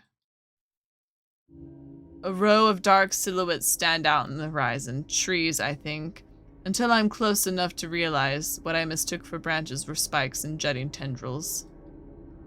Soulless, several of them watch me in the distance like statues. I don't think, I just run, exploding into a messy sprint. I push my legs as fast as they'll take me towards the decorated building. Flashes of last night chase me, the gushes of blood and screams of death, the smell of burning flesh and sour bile. I can't go through that again. I won't. The next thing I know, I'm dashing up wooden stairs and crashing through towering double doors. I gasp for air, my lungs burning from exertion. I'm desperate to be safe, but when I process my surroundings, it's more hellscape than sanctuary. Blood flows all around me, overwhelming my vision with a lurid, unholy red. Instinctively, my hand leaps up to my mouth. But the rotten stench of blood never comes. Instead, a smoky scent hangs in the air, sharp and spiced. I swallow thickly, convincing myself that it's not as gruesome as it appears. This has to be the sea spring, the place that grants miracles. Pulling my eyes away from the pool, I take in the rest of my environment. Tall pillars flank me, blanketed in written notes. Seating pillows scattered the floor. A rustic kettle sits nearby. Someone must live here despite how eerily empty it is. I mean, I'm already here. Call out. Hello? Is anyone there? My voice echoes across the cavern without response. I approach the paper-covered pillars. Maybe something here can tell me more. I reach for the bottommost. I reach for a note at the lower end. It reads, "They watch me through the mirrors. They won't stop staring. They know what I did, but they won't have me. I'm safe now. I'm safe now. I'm safe now." Okay, so these are like notes. I was like, whew, we don't want to be tearing off talismans off of pillars, you know what I mean? Oh man, is this a code? Oh, that would be so fun! For me, because I love ARG stuff. The writing deteriorates into unintelligible scrawl. Before I can ponder it further, a sharp chill runs down my spine. Something's watching me. I quickly set the note back, my R's darting around the wooden deck, but it's still empty, vacant. Finally, I look towards the sea spring. The stillness hides something deeper, something wrong. Hey. I spin around and come face to face with a pack of soulless. They chitter and growl, tendrils and spikes flaring threateningly. All different sizes and species, but sharing one identical trait: glowing crimson eyes. Were they puppeteering that woman? I try to back away, but my heel teeters over the sea spring. I'm cornered. And did they shapeshift? Can they take on different forms? That's crazy. Watch your step. It's deeper than it looks. That voice again. At the sound of it, the soulless freeze, their snarls quieting.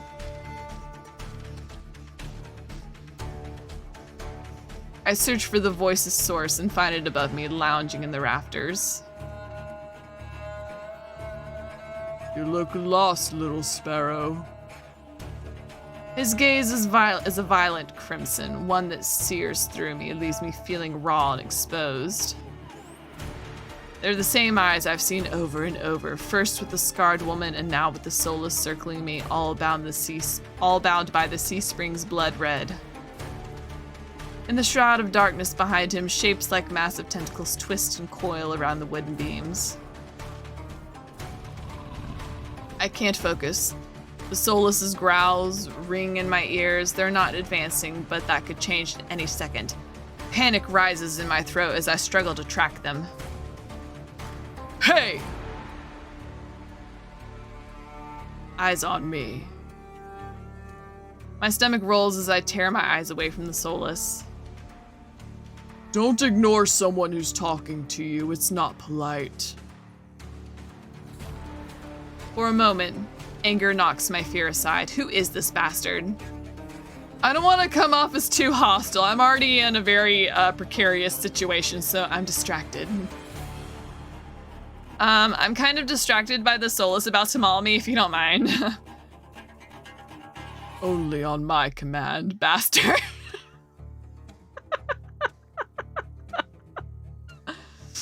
Oh, we gave him a cute nickname.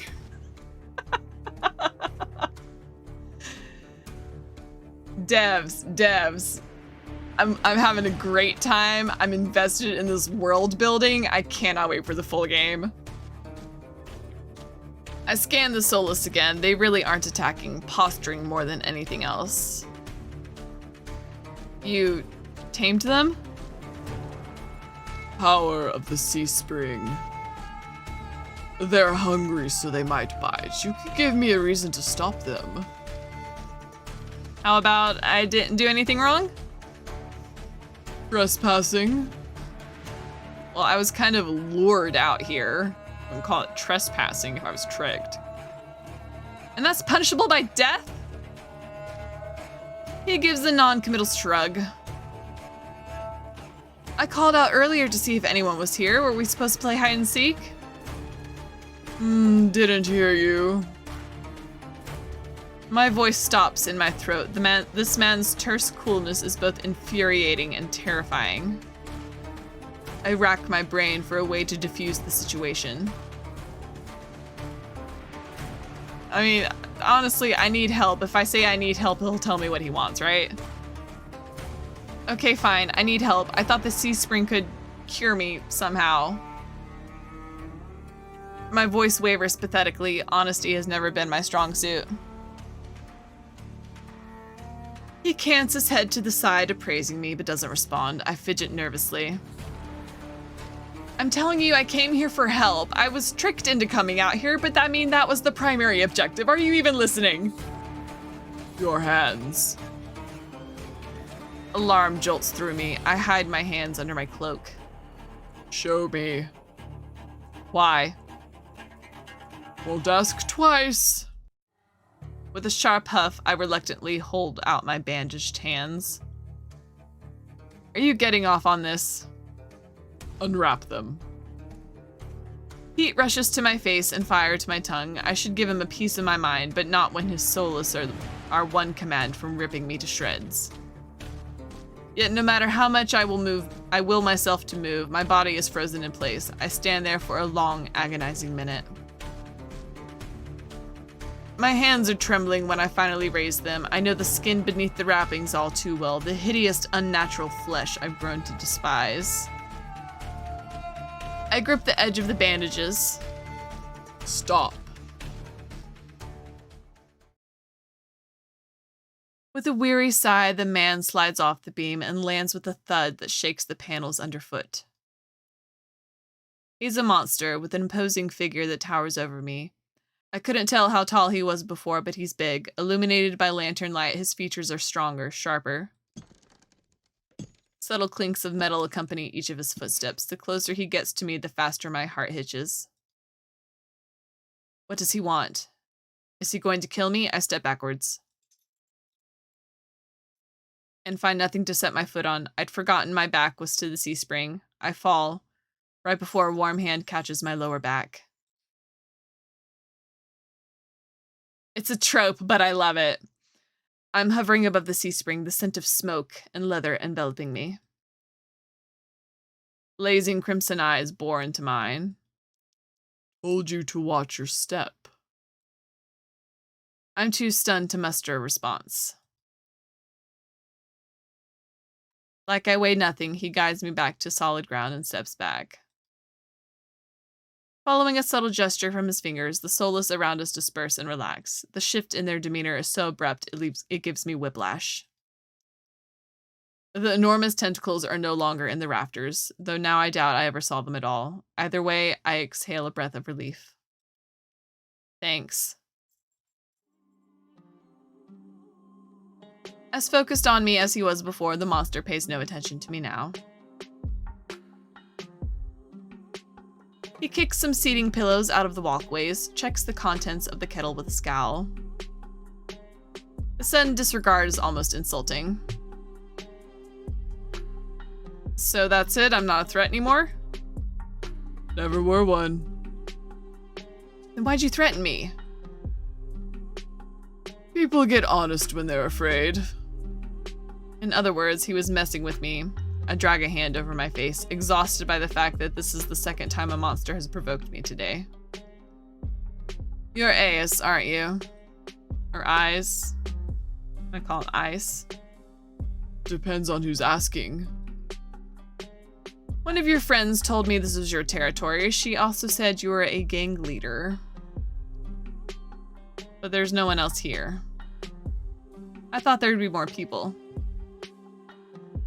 Ice picks up the kettle and walks to the edge of the sea spring, then dumps out the contents into the endless red. Gang took a walk. His pleasant smile stretches across his face, ear to ear. Oh, he's so cute. He's so cute now. Then in an instant, it drops. Damn it. Got excited for nothing. I get the sense I shouldn't ask about his gang again. You said you came here for help? Depends. Can the sea spring cure a curse? Probably. You mean you don't know? Nope. He shakes out the empty kettle and starts collecting stray cups, tidying up. My frustration builds. I narrow my eyes at him in a questioning glare. When he notices, he returns it with an amused smirk. Are you being irritating on purpose? Listen, Sparrow. The sea spring can cure anything, nothing stopping you from trying it yourself. What do I have to do? Drink. I have to drink from the sea spring? My eyes glide to the blood-like pool beside us. The idea of ingesting the strange liquid makes my guts churn. It's not as if I'm averse to elixirs or decoctions. I've made my fair share of them, but one misstep and you can easily meet a fate worse than death. Is there a price? Always. Ice taps his temple with his finger. You lose it a little bit. That's it? Might have already beat it to the punch. My humor earns me an amused, fanged grin. This is a little different. When you drink from the sea spring, you forget who you are. Your mind combines with everyone who ever drank before. Humans, monsters, soulless. One big, happy family in your head. My blood runs cold. I've heard of these before. Group minds. Some legends suggest that independent minds can be physically linked together through a strong enough catalyst. It's never been done before. But something tells me this is real, even if one thing doesn't add up. Your eyes are red too, but you obviously haven't forgotten who you are. Before I can finish my sentence, Ice strides past me towards the entrance. Time's up. Let's finish this later. Wait, already? You barely told me anything. Came on a bad day. I've got somewhere to be. There are still so many questions burning on the tip of my tongue, but my frustration spills out before any of them. I was told to come here for help, but instead I got threatened and kicked out. You're joking, right? Watch your tone. I'm nice, but you don't want to ruin the host's mood. My skin prickles. The feeling of being watched washes over me again. My eyes dart back over to the sea spring. A lone ripple dances on the quiet surface. I take Ice's advice and clamp my mouth shut. Ice approaches a nearby Solus, a lanky dog-like one with 6 legs and a crown of tendrils. Several sets of crimson eyes adorn its sides. Its forked tail wags rapidly when Ice squats beside it. He runs his fingers through the tendrils, scratches its chin, and pats its head. A gentle smile plays across Ice's lips. The affection he holds for the Solus is painfully clear. I dip my eyes away, my stomach fluttering at the tender sight. It's getting dark out, so this pretty girl will guide you back. Following a short whistle from Ice's lips, it trots over to the entrance, obediently tail swaying. I watched the Solus warily. Pretty is not a word I would use to describe it, and the idea of it protecting me sounds absurd. If I decide to drink, how should I find you? Find someone with eyes like mine. They'll point you in the right direction. But think it over. Once you drink, you can't go back. It's a lot to process, but I give a small nod. At least I know I have another option for a cure, as disturbing as it may be. I follow the Solus at a measured distance and watch it nudge the giant doors open with ease. When I'm about to cross the threshold, I sneak one last glance behind me. My heart skips when I meet Ice's eyes. I'm about to snap my head away. But he just flashes me an easy smile. Till next time, Sparrow. I'll buy you a drink for scaring you. I don't trust myself to do anything but respond with another curt nod.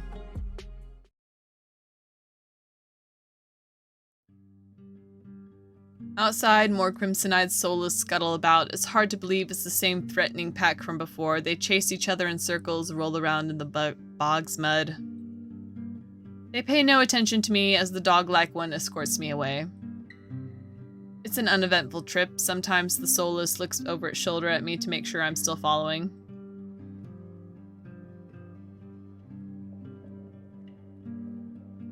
Dusk darkens the sky by the time we reach the city. The Solus sits and looks at me expectantly with familiar crimson eyes. I got my arm ripped. I got slayed by one. I'm not gonna touch it. I'm gonna wave at it. I'm too nervous to do anything but give it a wave. It seems to do the trick. The Solus spins around and scampers back in the direction we came, vanishing into the darkness. It's barely my first day in Iridia, and I've already encountered so many things I thought were impossible. Tamed Solus being one of them. My head spins. Maybe I should call it a day.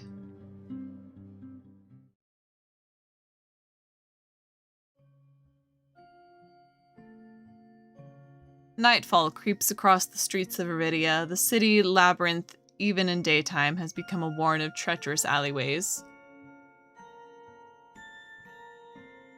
The streets are completely deserted. If I hadn't been here earlier, I would have thought this part of the city abandoned.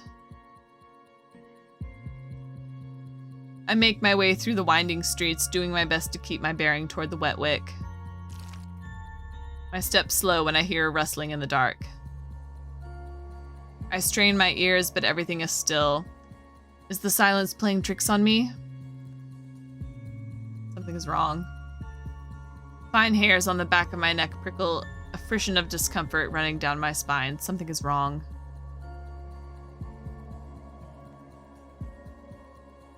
My eyes dart from one side of the street to the other, searching for movement, but the shadows are as deep as the dark pools of ink and I see nothing. And again, love the little detail of the moving background. Have other games done this before? I don't know, but I think they should. This is great.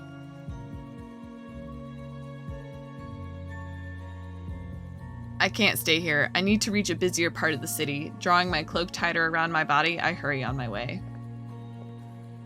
Though I keep my eyes sharp and listen intently, there's only the sound of my own footsteps. As the movements pass and nothing happens, I begin to wonder, maybe I really did imagine that noise. I turn the next corner and my thoughts come screaming to a halt. My head spins, the world blurring as adrenaline rushes through my veins. Only one thing is clear amidst the haze. The soulless that attacked the caravan, which has yellow eyes, not red. It's crouched over a dark, indistinct shape, a body. A garland of intestines spills from pallid flesh, blood grouts the cobblestones. For a mercy, the soulless is too distracted by its meal to have noticed me.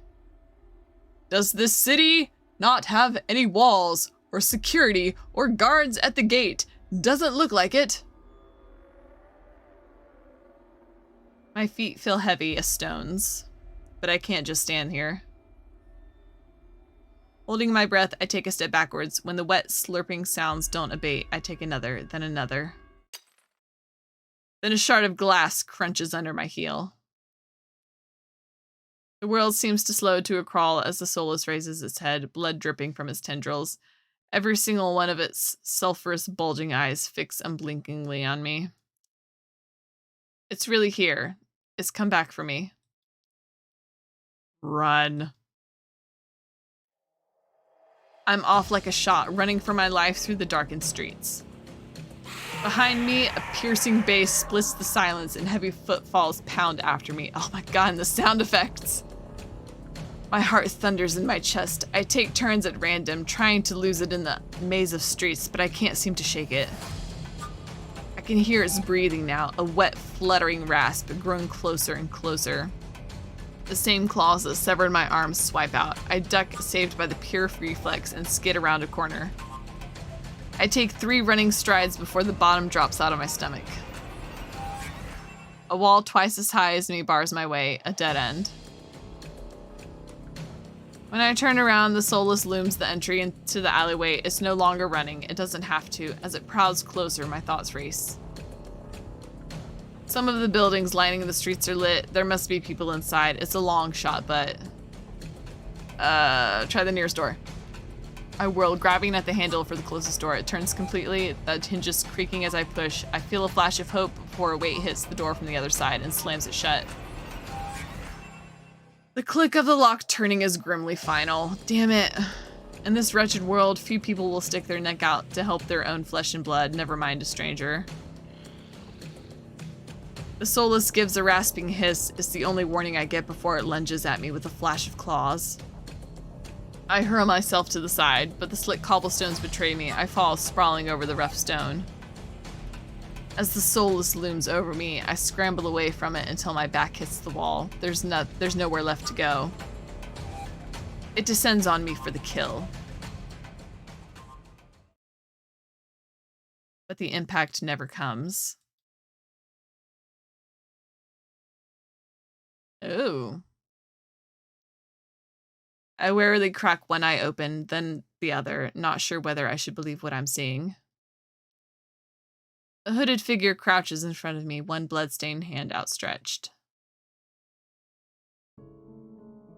Moonlight silvers the edge of their stiletto knife. Their face and hands are spattered with blood, and the soulless. My eyes dart past my unexpected rescuer to the misshapen form behind them. The soulless's many eyes were once restless and vibrant, now look dull and waxy. A red pool spreads slowly from under its body. Numb with shock, I can't help but stare. It's dead. After all the people it's killed, after nearly killing me twice, I can hardly believe it. Well? I gingerly take the offered hand. The stranger's gaze dips to my bandages, pale lips part on the brink of a question, then close again. With the strength of belying their slight frame, they pull me to my feet. As soon as I'm on my own 2 feet again, they pull away from me and start wiping the blood from their face and hands. Stay there. They turn away from me stiffly, leaning over the soulless's gangly body. With their back towards me, I realized that I saw their hooded silhouette at the cenobium. You saved me. I shouldn't have had to. Don't you know the city has a curfew? Their harsh response takes me aback. Before I can formulate a response, they continue. What are you thinking, traveling alone at night? I just got here, man. I don't know the rules. This is far from the worst thing haunting Lowtown. I can't make heads or tails of them. First they save me, now they scold me. Lesson learned. I could do without the lecture, though.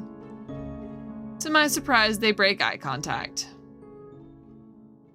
Their attention glides back to the soulless corpse. They examine it with an inscrutable expression.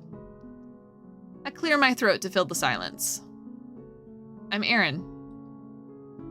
Min. Suddenly, Min tenses. Their blade flashes as they dive it into the base of the soulless skull, right between the cervical vertebrae. The soulless thrashes once, letting out a rattling hiss as the air leaves its lungs. Min leans on the blade, driving it deeper and deeper until there's a sickening crunch, and the creature goes limp. Again, the sound effects add so much. As you're reading the story, this is great. My heart thuds in my chest. It must have been clinging to life by a thread. Min straightens up, withdrawing their blade in a single smooth motion. Better to put wretched things like this out of their misery. They calmly clean the blood from their knife. They struck with surgical precision. Their quick, clean movements are familiar. Oh! Well, it's red. I gotta pick it, right? Are you a scientist? That's hot. Are you a scientist? Min stops mid-motion, lifting their head to stare at me. You knew exactly where to strike. Have you studied anatomy or medicine? Not quite. Why is a soulless inside the city? I asked anyway. Min looks at me, eyes searching before realization dawns. You're new here. There's no walls around the city. Soulless can come and go as they please until someone is contracted to stop them. Well, that answers my question about the walls. So, no checkpoints, obviously. Anyone can just waltz in here. The Cenobium's patrols don't bother to protect Lowtown, not anymore. Let me guess, you're not a fan of the Cenobium? I wouldn't go that far. Their brow abruptly furrows, and they sheathe their knife, motioning for me to follow them. It's not safe here. The vultures can smell death. I'm not quite sure what they mean, but I don't want to stay in the city, lost in the city. I trail behind them as they stride down the street. If it's so dangerous, then why are you helping me? I came for the bounty on that soulless, and you were in the way.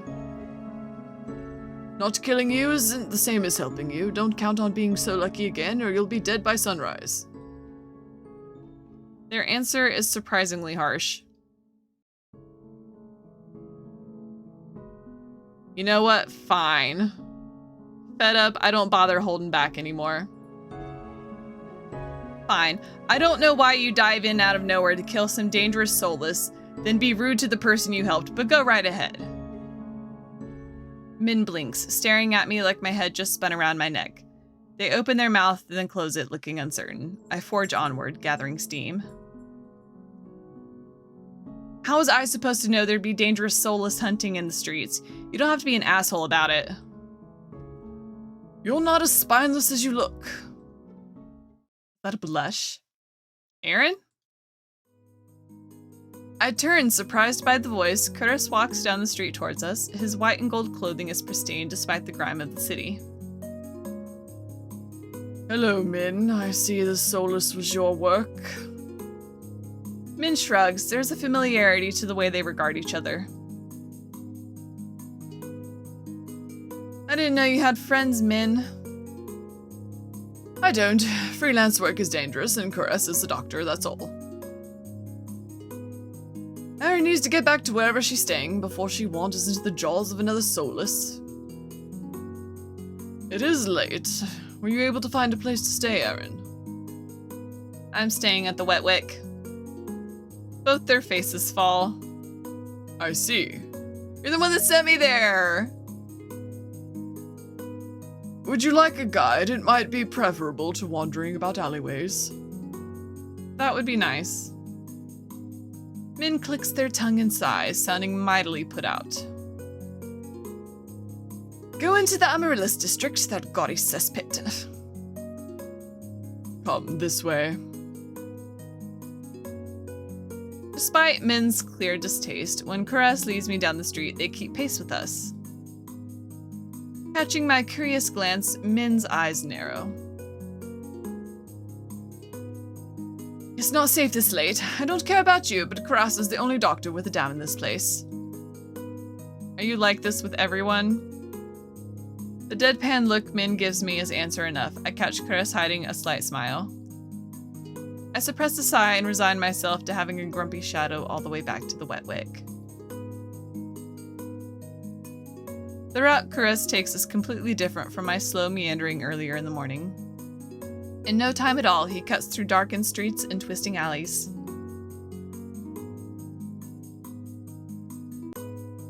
It seems like half the city is poured into the Amaryllis district's colorful streets, laughter, clinking glasses, and music assault my ears from every direction.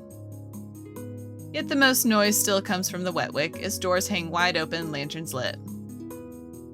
Here we are. He moves toward the door, and Min lets out an audible huff. Don't tell me you're going in. I have some quick business with Leander. Fine. He still owes me for yesterday's work. They drag their feet, reluctantly trailing me into the tavern.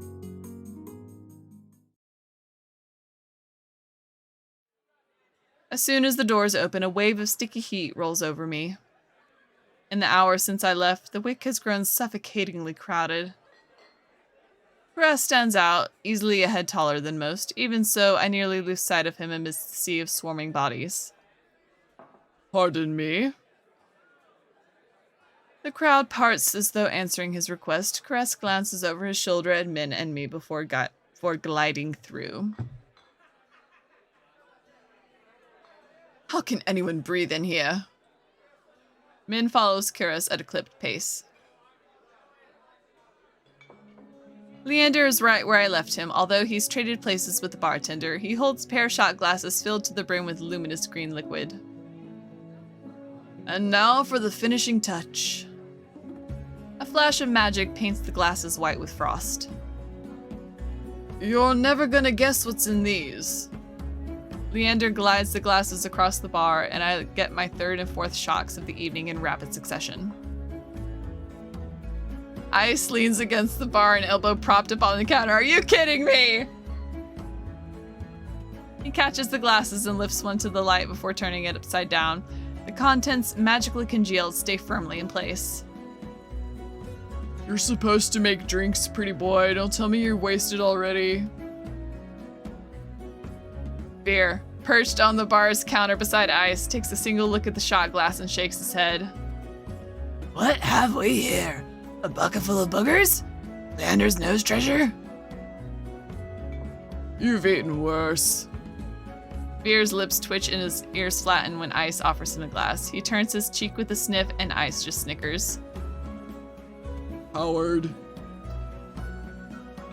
Don't tell me you're actually...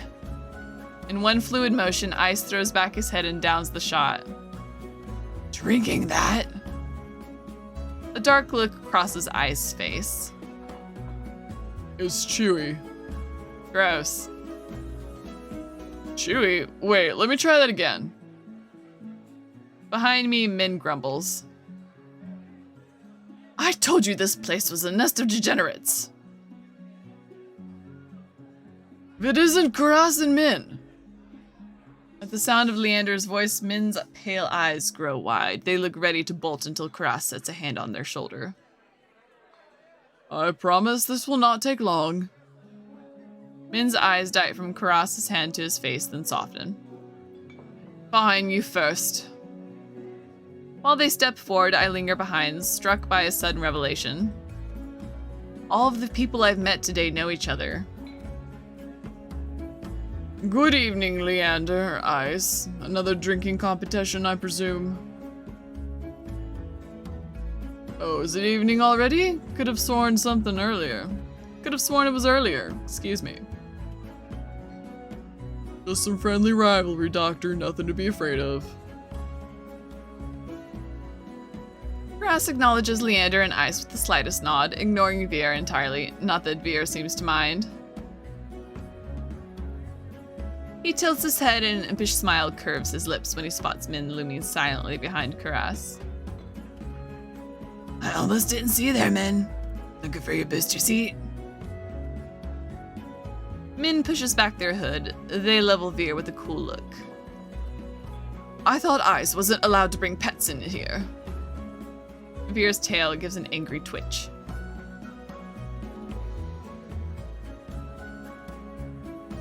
At the first sign of an impending fight, Leander vaults clear over the counter. He slides in between Ice and Karas. Now, let's try to keep the peace. It's not every day the esteemed doctor takes us up on a drink. His arm snakes around Karas' shoulders. You're finally taking me up on that drink, right, Karas? I am afraid not. We were merely escorting Erin back to her lodgings. Karas gestures in my direction, and my stomach sinks. I reluctantly step into the light. As soon as he sees me, Leander's face brightens. Erin, it's been too long. Everyone, this is Erin. She's new to Iridia. I feel 5 pairs of eyes fix onto me, and suddenly the bar feels suffocatingly small. My voice nearly catches in my throat. Hi, again. Hi, everyone, again. Again, wait, you've already met everyone? Ice and Veer level me with subtly amused expressions. Veer tails gives a lazy wag. We did, not that long ago either. I could have gone home with you. Like, you could have brought me back to the city. I'm starting to suspect she's stalking me. He looks far too pleased with himself when I roll my eyes. This calls for drinks. What does everyone want? In an instant, all eyes turn to Leander, freeing me from the burden of attention. I still can't believe they all know each other. Watching them talk amongst themselves feels surreal. But for the first time since I undertook the journey to Iridia, I feel a faint glimmer of hope, I think. No. I know I was meant to meet them. The low, pleasant rumble of Leander's laughter pulls me from my restless thoughts. Well, color me surprised. You make fast friends, Erin. Or friends fast, Erin. I wouldn't go that far. We're more like acquaintances. A wise man's once said that acquaintances are merely friends you haven't shared a drink with yet. A wise man? You said that here, last week. I can hear Min's lip curl with distaste from across the bar. Leander clears his throat and continues, unperturbed. Let's toast to Erin's health. Care to join in, Doctor? Karas politely declines with a wave of his hand. How about you, Min? No. Are you? No. A resounding pop pierces the din of the bar. We all turn in the direction of the noise. Veer looks almost bashful as he accepts an overflowing flute from the bartender, poured from a bottle so old its label has been worn blank. They serve champagne here? Since when? Veer pauses in the middle of licking champagne foam from his fingers with a coy smile. You don't mind, do you? In a transformation as impressive as his magic trick, the concern on Leander's face vanishes. He laughs softly. No, be my guest. I know you've got expensive taste, haha. Then he shoots the bartender a frantic look. Unbothered or uninterested in his company, Ice cants his head at me, a light smile on his lips. How about you, Sparrow? I did say I'd buy you a drink earlier. No, my treat. Ice regards Leander over the lip of his glass in the dim light. The glint in his crimson eyes looks downright dangerous.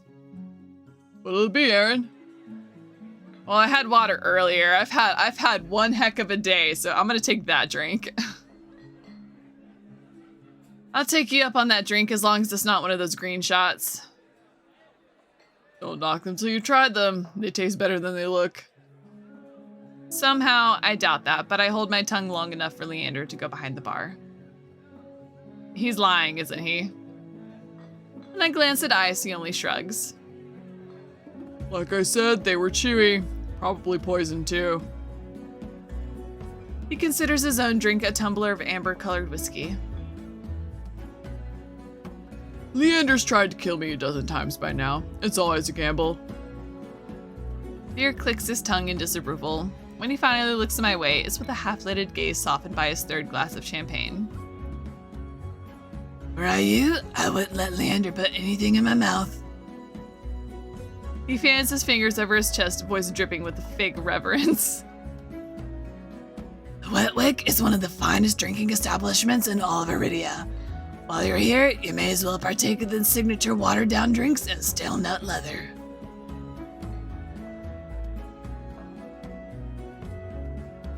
He sweeps his hand towards a chipped ceramic bowl filled with a spindly, speckled jerky, and I can only assume it is nut leather.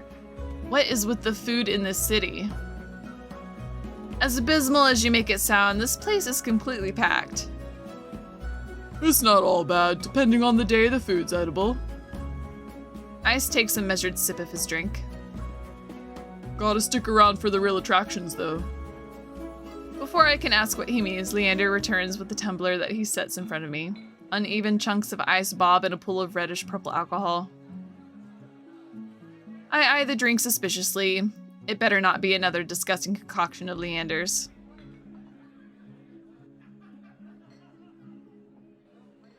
Relax, it's just the local specialty plum gin, although if you're feeling more adventurous... I shake my head. Leander wraps his knuckles against the bar until the group falls silent. Alright everyone, let's toast. May Aaron's stay in Iridia be full of bright adventures and discoveries. Cheers! Leander, Ice, and Veer raise their glasses in unison. Min only crosses their arms, and Karas watches with polite indifference. I tip back my drink. The plum gin is eye-wateringly strong. Despite a sharp medicinal edge, it goes down smooth.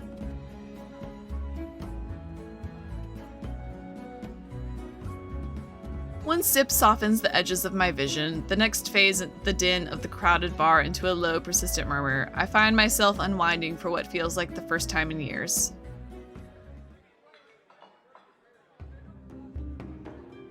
Aren't you the popular one, Aaron? I'm guessing you met Karas first. It would be more accurate to say that I found her. He saved my life. I merely performed my duty as a doctor. Although I must admit I was confused when I woke up missing all my clothes. Leander makes a choked noise somewhere behind him, Min sighs. It's not what you think. Aaron was in grave condition. I could hardly treat such injuries through tattered clothes. It's also unsanitary. The silence that follows stretches uncomfortably long. I look away, unable to face Karas's disappointment, and catch Veer snickering behind his hand. That's my cue to change the topic. Karas isn't the only one who saved me today. Don't you listen? I didn't save you. You were simply there. That's Min for you. Leander reaches for Min, but they duck under his arm with practiced ease, without so much as looking his way. As reliable as they are moody. You're one to talk, considering you neglected to warn her to stay off the streets at night. I might have gotten a little distracted. Min's only response is a short breath. At any rate, I never got a chance to thank you, Min. Don't. The less soulless alive, the better. For a heartbeat, Min's eyes flick toward Ice, and their lips twist. Ice is too busy nodding along to Veer's enthusiastic pantomime of stabbing to notice, lost no doubt in an enthralling discussion. I've had enough of this hellhole. Let's go. Min and Karas share a brief look, then the doctor speaks up. Very well, but there is something that I must discuss with Leander, if you'll excuse us, Aaron. And just like that, the three of them depart, leaving me alone to savor my gin in silence. Or so I think until I hear a voice so soft, it's practically a purr. Lost your tour guide? I turn to find Crimson and Pink Eyes trained on me. It's not lost on me that they chose the instant the others left to strike, just my luck. I had to be abandoned with the two most irritating people I've met all day. Monsters or not, there's no telling what I'll do if either of them push me again. Don't tell me Leander already snuck off to get his knob slobbered out back. Damn, son. He's got business with Karas and Min. 2-on-1 business. Isn't he lucky? I can't tell if it's the champagne or the company, but Veer has grown noticeably more relaxed.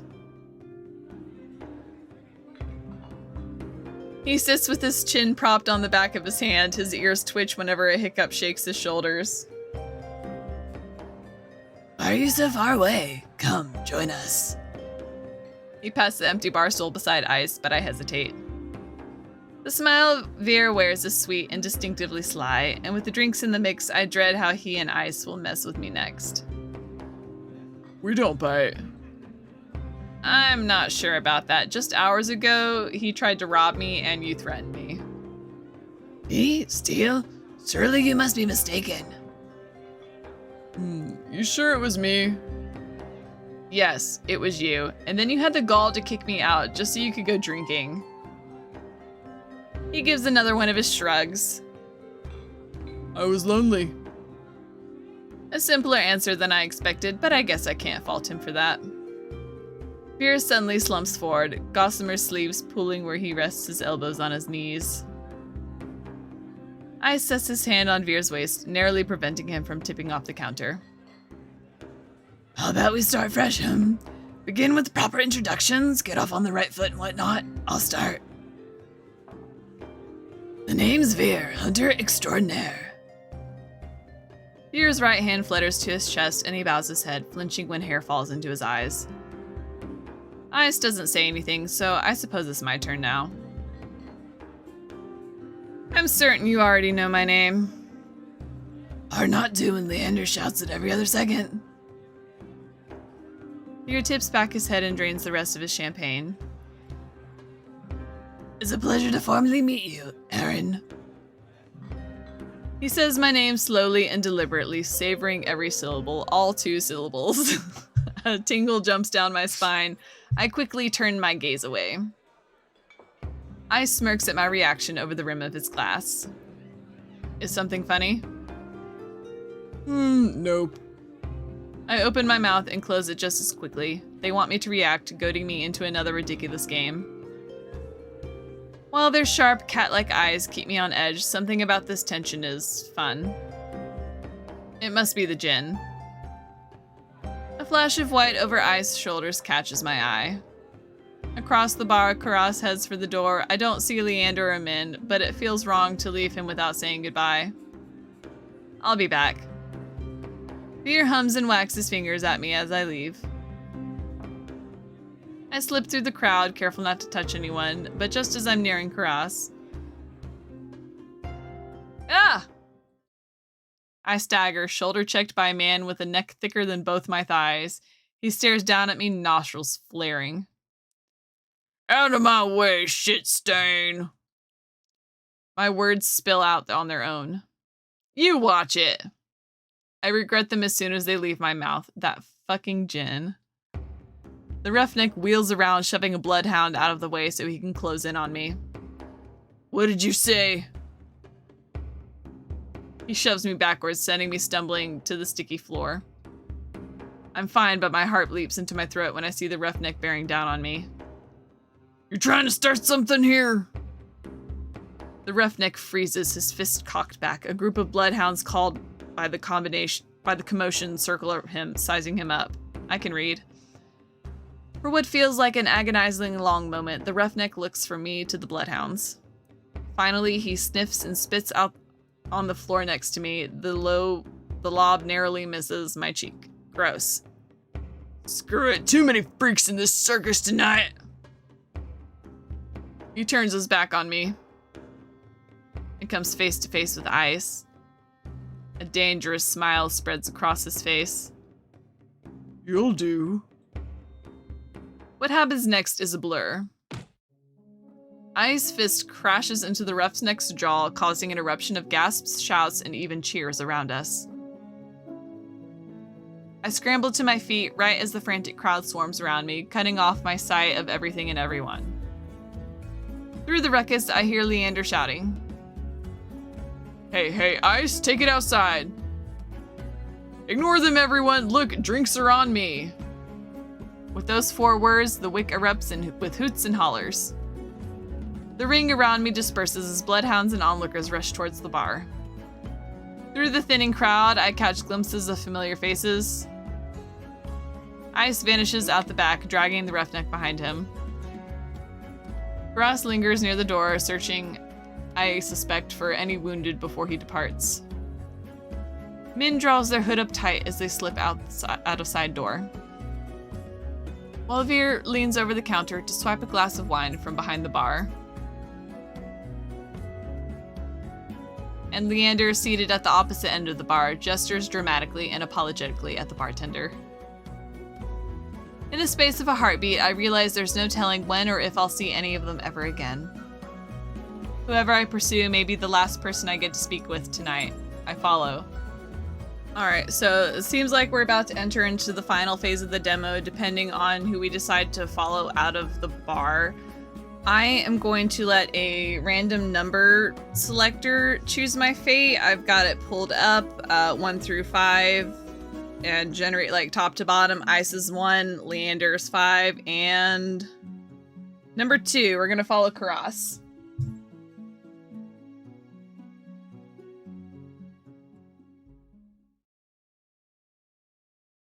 Hot on Karas's heels, I squeeze my way out of the bar. Of everyone I've met, he seems the most likely to help me and the least likely to murder me on a whim. So true, bestie. Earlier this morning, he said I could go to the clinic for help whenever I needed it. Time to see if that promise is actually worth anything.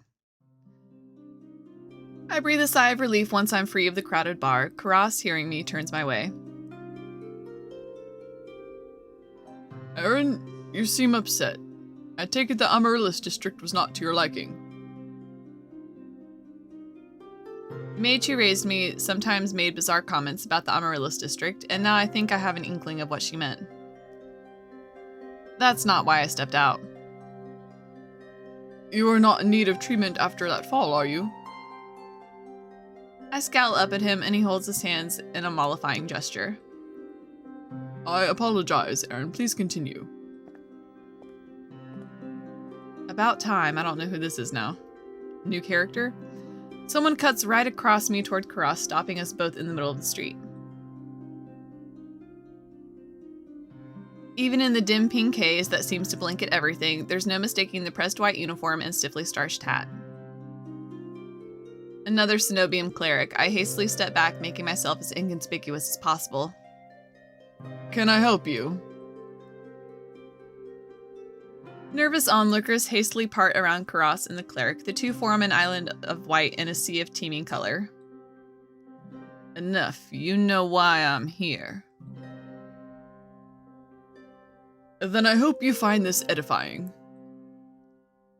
Karas reaches into his coat and produces 3 tiny glass vials bound together with a thick leather cord. A silvery powder shimmers inside. He gently flicks the glass, watching the contents swirl, and extends the vials to the cleric. This is it? They look extremely unimpressed. Appearances can be deceiving. He throws me a glance and a swift smile, but I'm too surprised to respond. Ross was the first to warn me about the Cenobium. Nobody I met had anything good to say about them. And yet here he is, openly dealing with them in the Amaryllis district. I glanced between Karas and the cleric, who seemed to notice me for the very first time. Good night. They bow to Karas, offer me an extremely perfunctory nod, and disappear into the seething crowd. Aaron, is something amiss? What was that about? Yeah, what was that all about? Lower your voice. It is of little consequence. That's all you have to say after the earful you gave me about the Cenobium, you... Shh. Be calm. He holds one finger to his lips, which suddenly curl into a cat-like smile. For now, please join me on a short stroll. Ross's golden eyes twinkle in the low light. He beckons me away from the main thoroughfare, down a side street filled with vendors hawking late-night snacks. What? Wait! Now powerfully curious in spite of myself, I hurry after Karas. Each of his long, graceful strides is easily two of mine. I catch a glimpse of his gleaming white coat disappearing around the corner of the street. The moment I catch up, the delicious sense of freshly baked goods fled my nose. My stomach gives a loud rumble. 1 honey pistachio cookie, please. Coming right up! Without breaking his swift pace, Karas plucks the sticky confection out of the merchant's hand and offers it to me. The heavenly smell makes my stomach rumble once more. I take a bite without hesitation. Have I even eaten all day after that god-awful fish churro from this morning?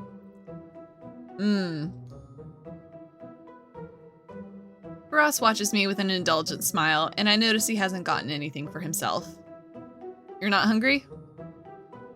You need not concern yourself with me, He stops mid-sentence, his eyes darting back the way we came. The hairs stick up on the back of my neck, just enough to peek over my shoulder, hoping I don't look too suspicious. Sure enough, it's the same cleric who waylaid us in the street, now wearing a thunderously angry expression. Did you scam him? Uh-oh. Well, disappointment can be a learning experience.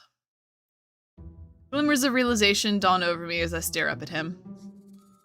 What exactly was in those vials?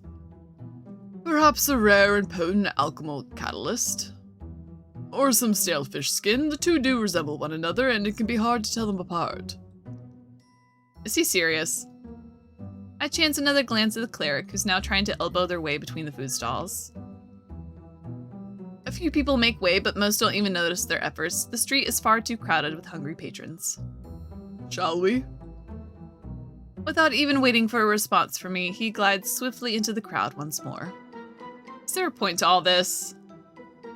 Is there a point to all this running around?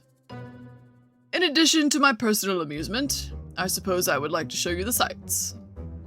He is serious, or is seriously fucking with me. I'm not sure which. My disquiet must show because Karas's smile softens a bit. As I said, you have nothing to fear. He ducks into what looks like an abandoned doorway, but opens into a small covered market. Oh, that sounds so fun. The stalls here are full of more spices than I knew existed. Even taking a short breath makes me sneeze. Ross slows his pace, occasionally pausing to examine the insistent hawker's wares. Wait. He looks up from a display of livid red leaves, each as long as my forearm. You said I have nothing to fear, but everyone in Iridia seems wary of the cenobium. People fear the obvious trappings of power, wealth, force, or a hideously ostentatious tower. For my part, I find such trappings merely disappointing. The cenobium once had great potential. They squandered it decades ago in the pursuit of trinkets, pleasure, and petty tyranny. Their narrow prosaic interests have rendered them blind to all else that moves. I think that's the most I've ever heard Karas say on any topic. You sound like you know them well. It's probably because he was there. He was one of them.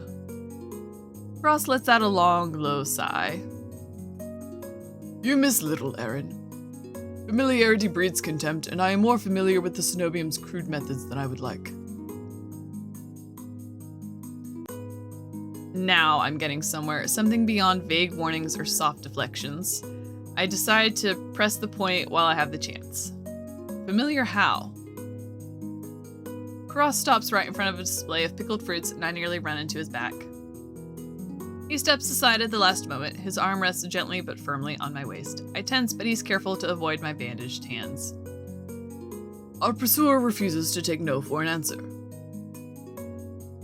Then again, I thought we'd lost him in the crowd. I crane my neck to look for the cleric, but Karas shakes his head. This way.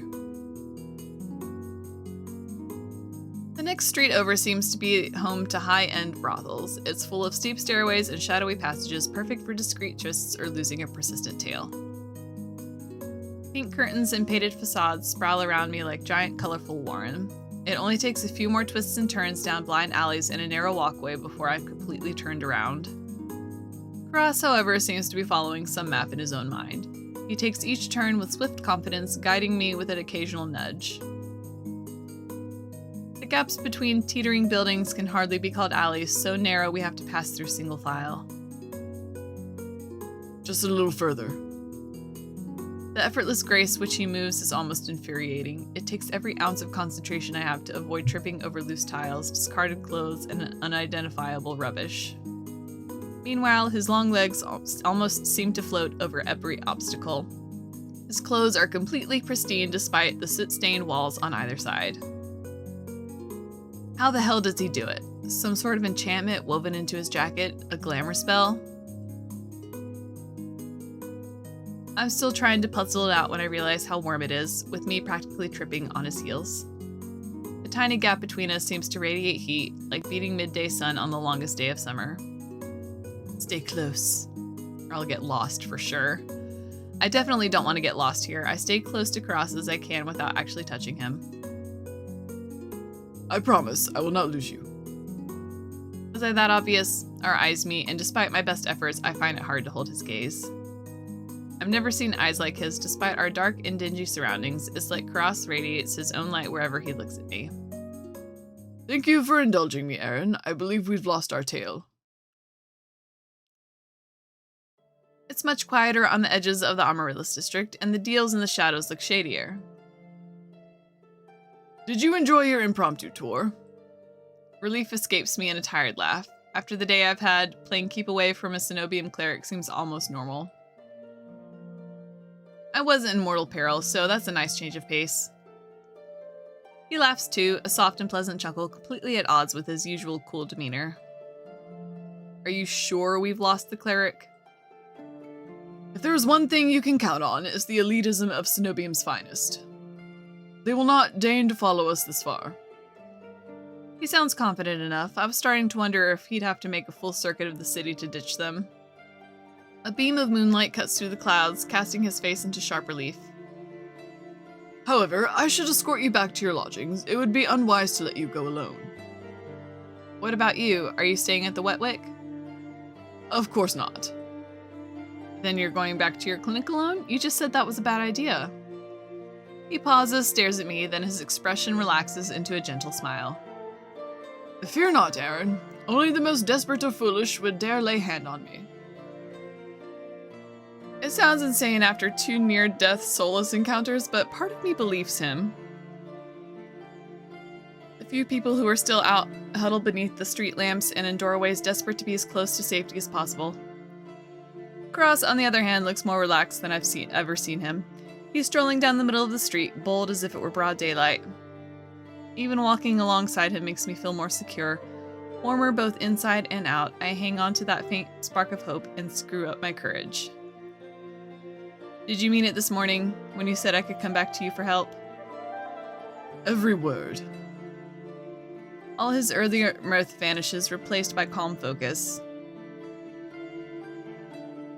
I don't know what to say to that. I almost expected his offer to be a courtesy, an easy way to get me out the door. The fact he meant it. Why do you ask? I believe I have already made my intention to help you quite clear. His eyes flick briefly to my arm, the one he miraculously reattached when he found me. I can almost imagine him counting the knee stitches. I just wanted to make certain. I'm still figuring out who's trustworthy and who's trouble. I see. Iridia does tend to attract extreme individuals. Including you? Ah, Aaron, I decline to incriminate myself in your eyes. I can recognize a smooth deflection when I hear one, though if he won't talk more about himself, maybe he'll tell me about someone else. I decide to ask about... Veer, you clearly... He doesn't like you. Why? How do you know Veer? Karaz visibly stiffens, and I remember the venom in Veer's voice when he grabbed me. That fucking doctor. It looks like the feeling is very much mutual. Regrettably, Veer is one of my worst patients. How did you cross this path? He stole my room key. You are fortunate that he did nothing else. He is far deadlier than he seems. There is a reason he is not at liberty, a reason for the collar and chain. He seemed pretty dodgy to me already. I hesitate waiting for Karas to elaborate, but he seems to find even the thought of Veer distasteful. Oh, can I just ask about all of them? Leander? Why did you send me to Leander for help? If you know Aurelia better than Leander, the company he keeps can be questionable, but I had confidence in him. Yeah, his bloodhound seemed roughed around the edges. Leander has always preferred the company of those like him. Survivors of Lowtown's harsh realities. You must have noticed how they flock to him. I nod. He seems to know every single person in the Wetwick. And that's a good thing? Leander's closest peers trust him with their lives. I would say that counts for something. Ice. Have you ever been out to see Ice at the Sea Spring? Once. Only once? Seems like a spring with miraculous powers would interest a doctor. A long silence follows, so long that I'm not sure Karas heard me. I'm about to repeat myself when he finally speaks in a near whisper. Ice is the rare newcomer who has proven himself immediately worthy of respect. The Sea Spring is another matter. Hidden depths often contain unwelcome secrets. You could say that about anything around here. A fair point, nonetheless. I have seen many purported wonders, and the Sea Spring is unlike any other. Only time will tell what that means. Min? You and Min sounded like you knew each other well. Karas heaves a long, suffering sigh. I know them better than most, and less well than I would like. Like you, Min is a recent arrival. Their time here has been particularly difficult, as much as I would like to help. He trails off, but I know exactly what he's talking about. Min didn't seem like the sort of person who would accept help easily. Do they always pick fights that are twice their size? I have implored them not to. They rarely listen. With my curious sated for now, I fall silent. I wish Karas had given me just a little more to go on, but he seems almost as tight-lipped about others as he is about himself. By the time we're back at the Wetwick, the Amaryllis district seems even noisier and more raucous than before. Drunken patrons overflow into the streets, which reek of spilt wine. How am I supposed to sleep with all this racket? I suggest the stiffest drink at the bar. Alternatively, a ball of wax. Very funny.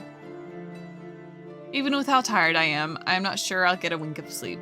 I'm about to say goodnight to Karas when someone staggers out of the Wetwick and right into me. I stumble back, heels teetering on the edge of the filthy gutter. Aaron?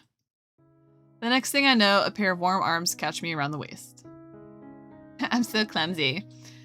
I find myself staring up at Karas pressed against his chest. His grasp loosens, but he doesn't quite let me go. Something shifts in his gaze, his eyes fix on my face, and I feel myself growing hot all over his intense scrutiny. What does he see in me? What's he looking for? Karas? My apologies. Even after he moves away, the warmth of his touch lingers through my clothes. I quickly tug my cloak straight, trying to recollect my scattered thoughts. Good night. Thanks for everything today. You are most welcome. He turns and slips into the crowd, though I can pick out his pristine white coat with ease. A chilly gust howls down the street. When did it get so cold out? Choose your fate. Oh, come on. I thought we were nearing the end of the demo. All right. We followed him. This is the demo. I'm not committed yet. So, sure. Karas, the repentant angel. From all appearances, Karas is a principal doctor of extraordinary skill, but know little about the man beneath the professional mask, and Karas keeps even his friends at a cool distance. If you uncover his deepest secrets, will you like what you find? Confirm. I love it. If you want to see anyone else's those little info cards, all the different branching dialogue options, all the things that I didn't do, if you would like to explore that for yourself, highly recommend. Again, link down in the description to the Steam page. Download the free demo, give it a whirl, wishlist it. I'm super excited for this to come out and cannot wait. Thank you, Red Spring Studio. And that's going to wrap it up for this incredibly lengthy version or episode of Casual Friday. Thank you so much for joining me. Please leave a like, comment, and subscribe if you haven't already. And as always, I hope to see you next time. Bye!